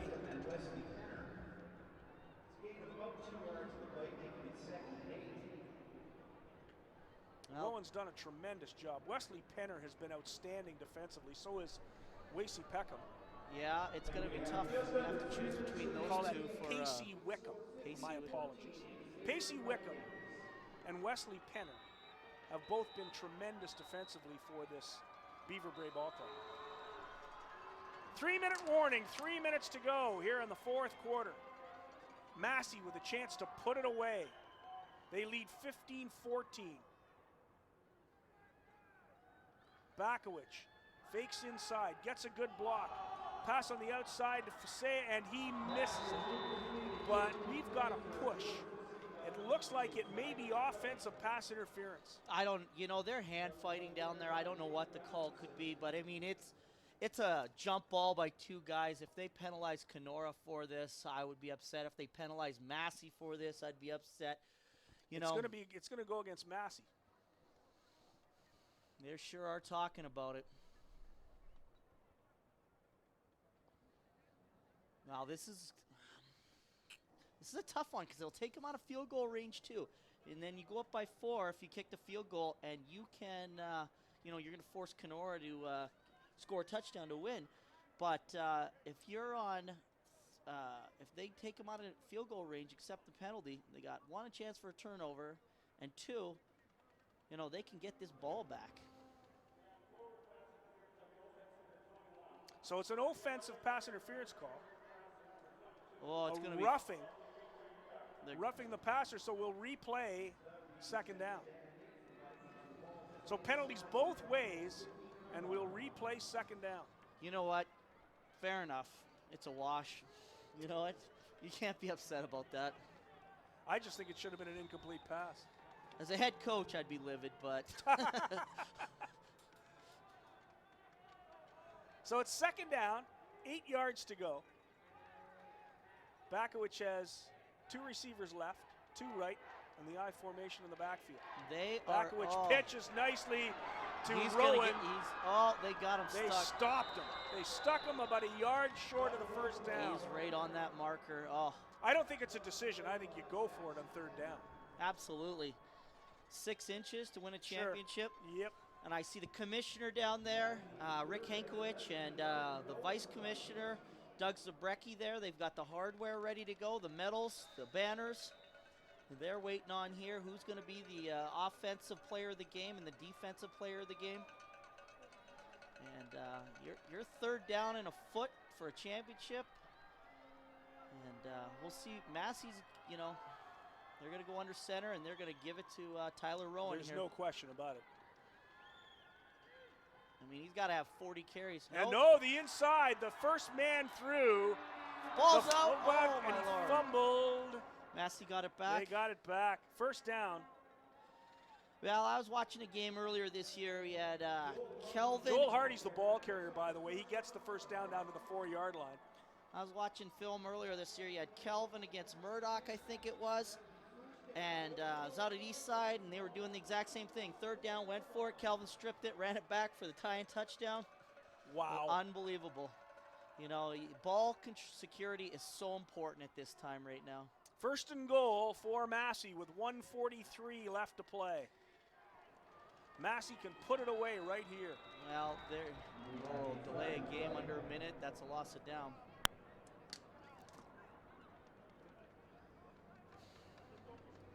So that'll make it second and goal from the 9.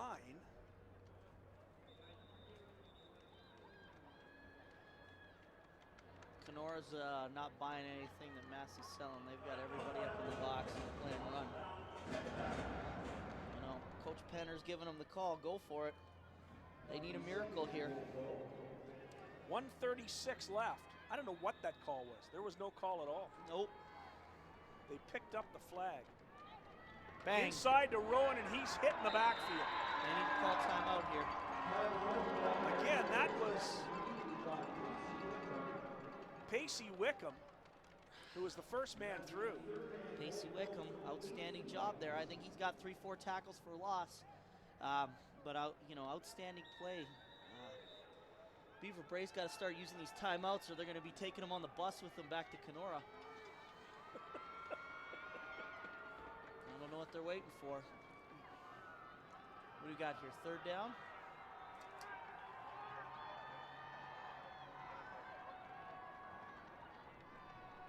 Third down, inside handoff. Rowan takes it down to the 5-yard line. And that'll do it. There is a chance. It is slim, but it is not none. 1:07 left. Beaver Brae has the ball. They trail by 1. And this is how heroes are made. You got to love this. They're at their own 5. You know, this is why you practice that 2-minute drill on Wednesday and Thursday every week for this situation here. I mean, throw that traditional offense out the window. You got 4 or 5 plays you're going to run over and over and just try and get first downs.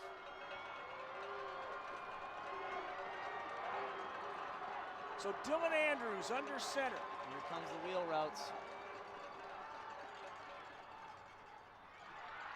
Just got to get out of bounds. Real good pass to Jacob Rasmussen.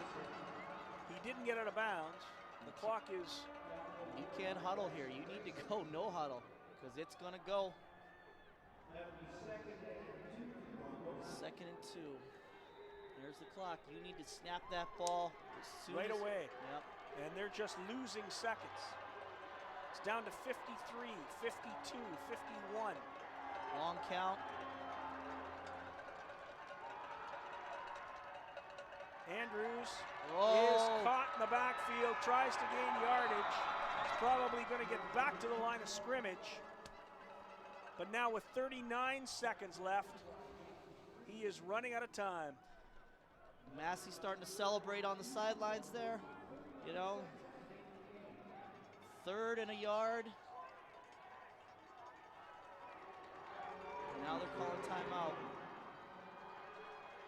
So Beaver Brae is calling timeout. They can't get anyone's attention to call the timeout.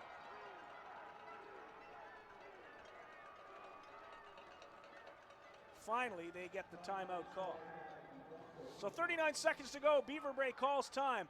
Okay, Doug Kovacs, you're in this situation. You're down a point. It's 3rd down, about a yard. What do you do? Practice this every week. You're going to call 2 plays in the huddle. I'm going to go quarterback sneak immediately.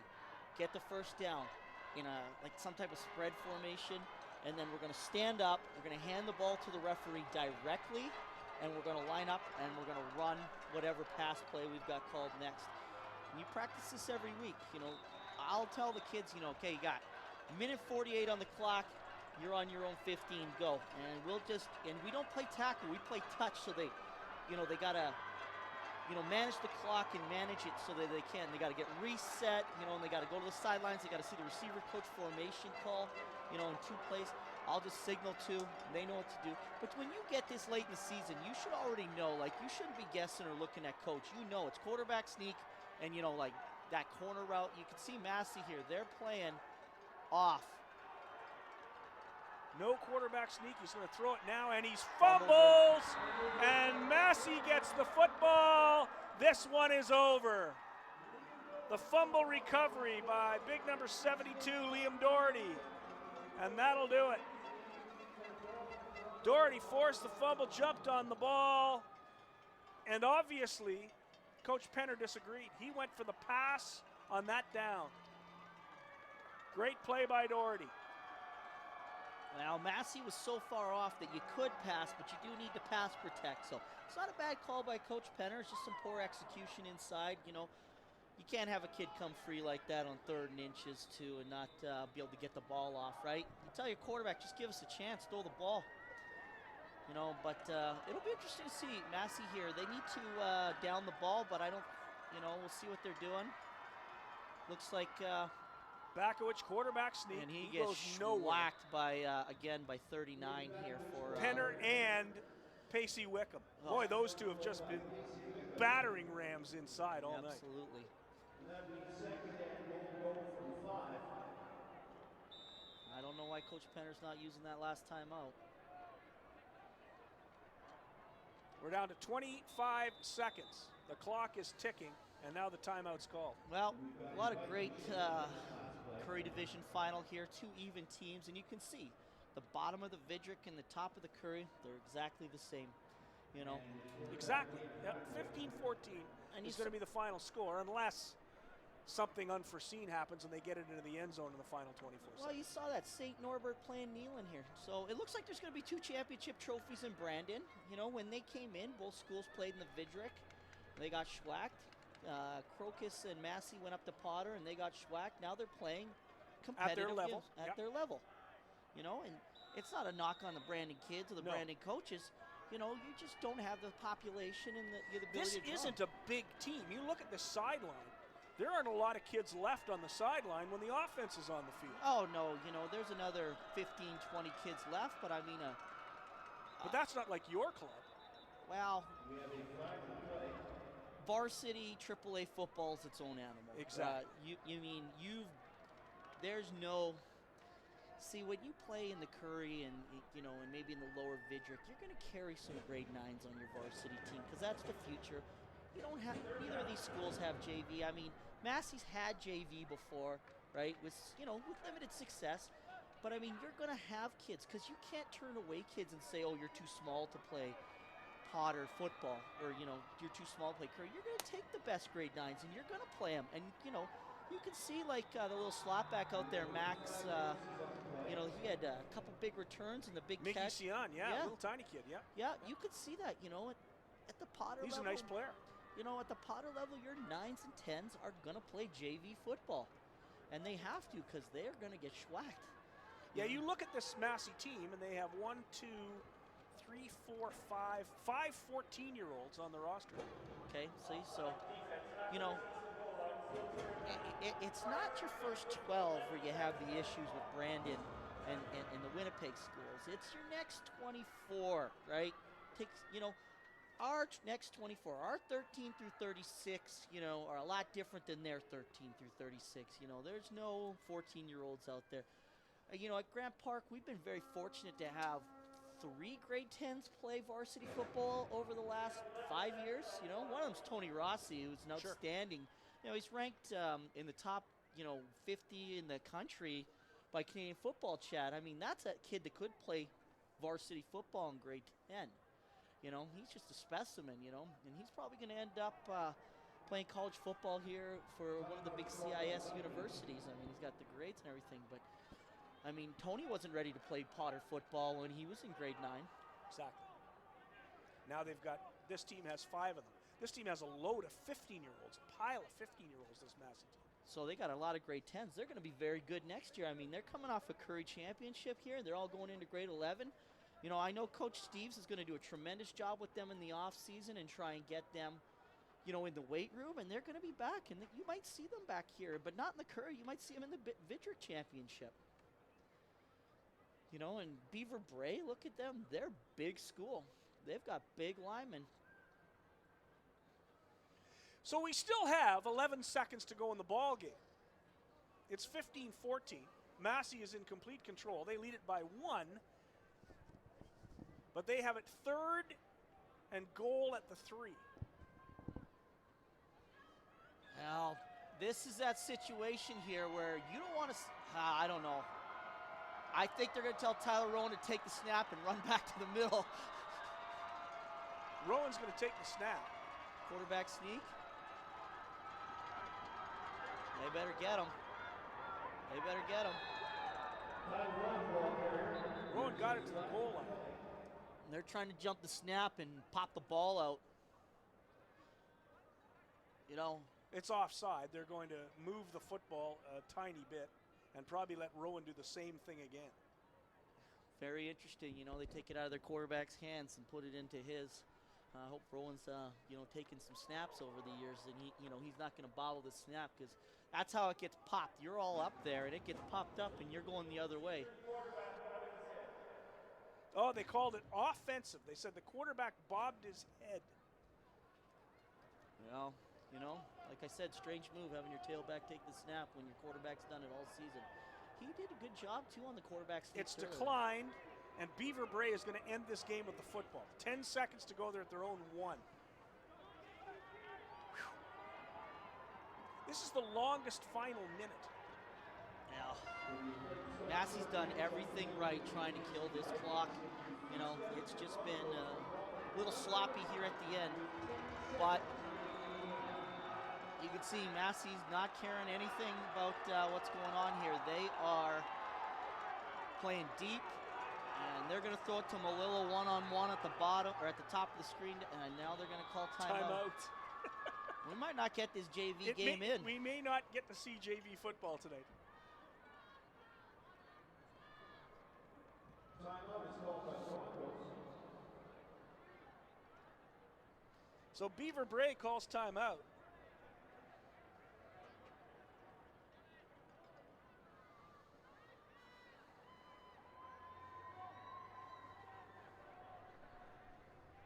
The Massey players come over and have a chat with the coach.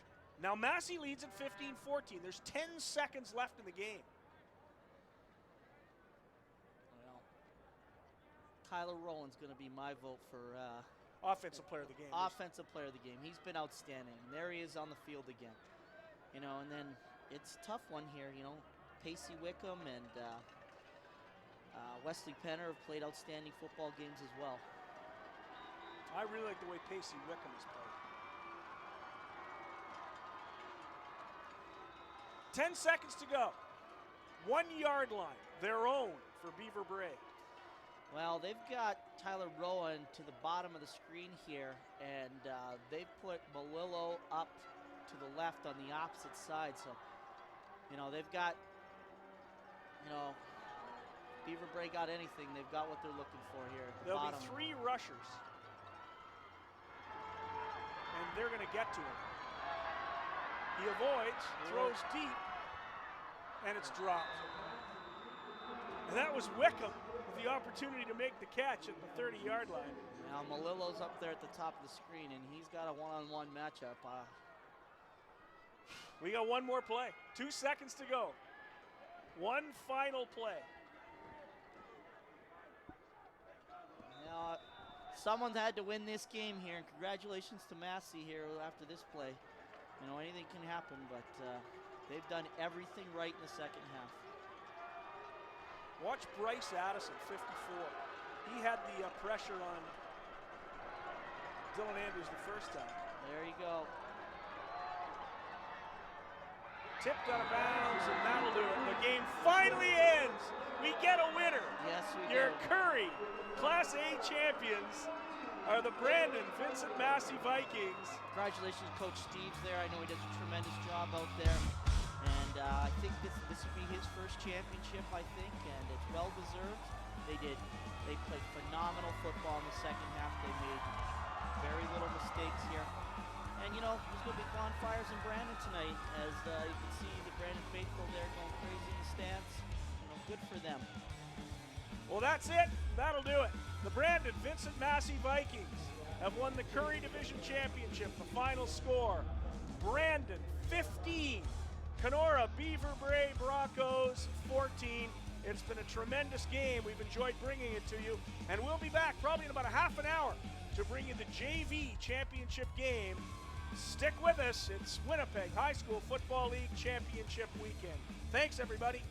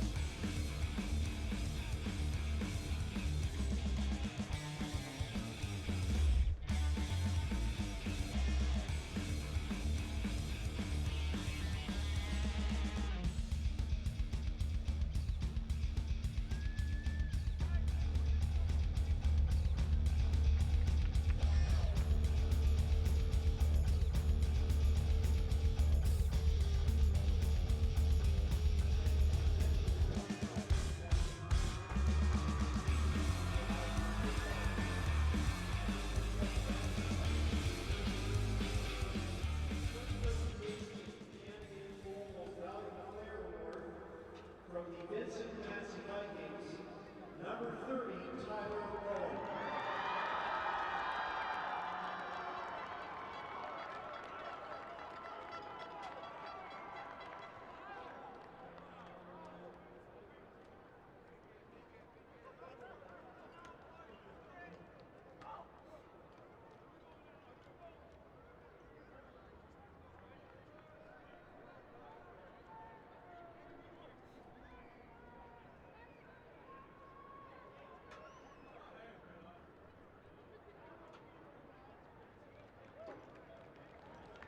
And for the presentation of the candidates for the finalist medals and banners, the captains of the Beaver Brae Broncos.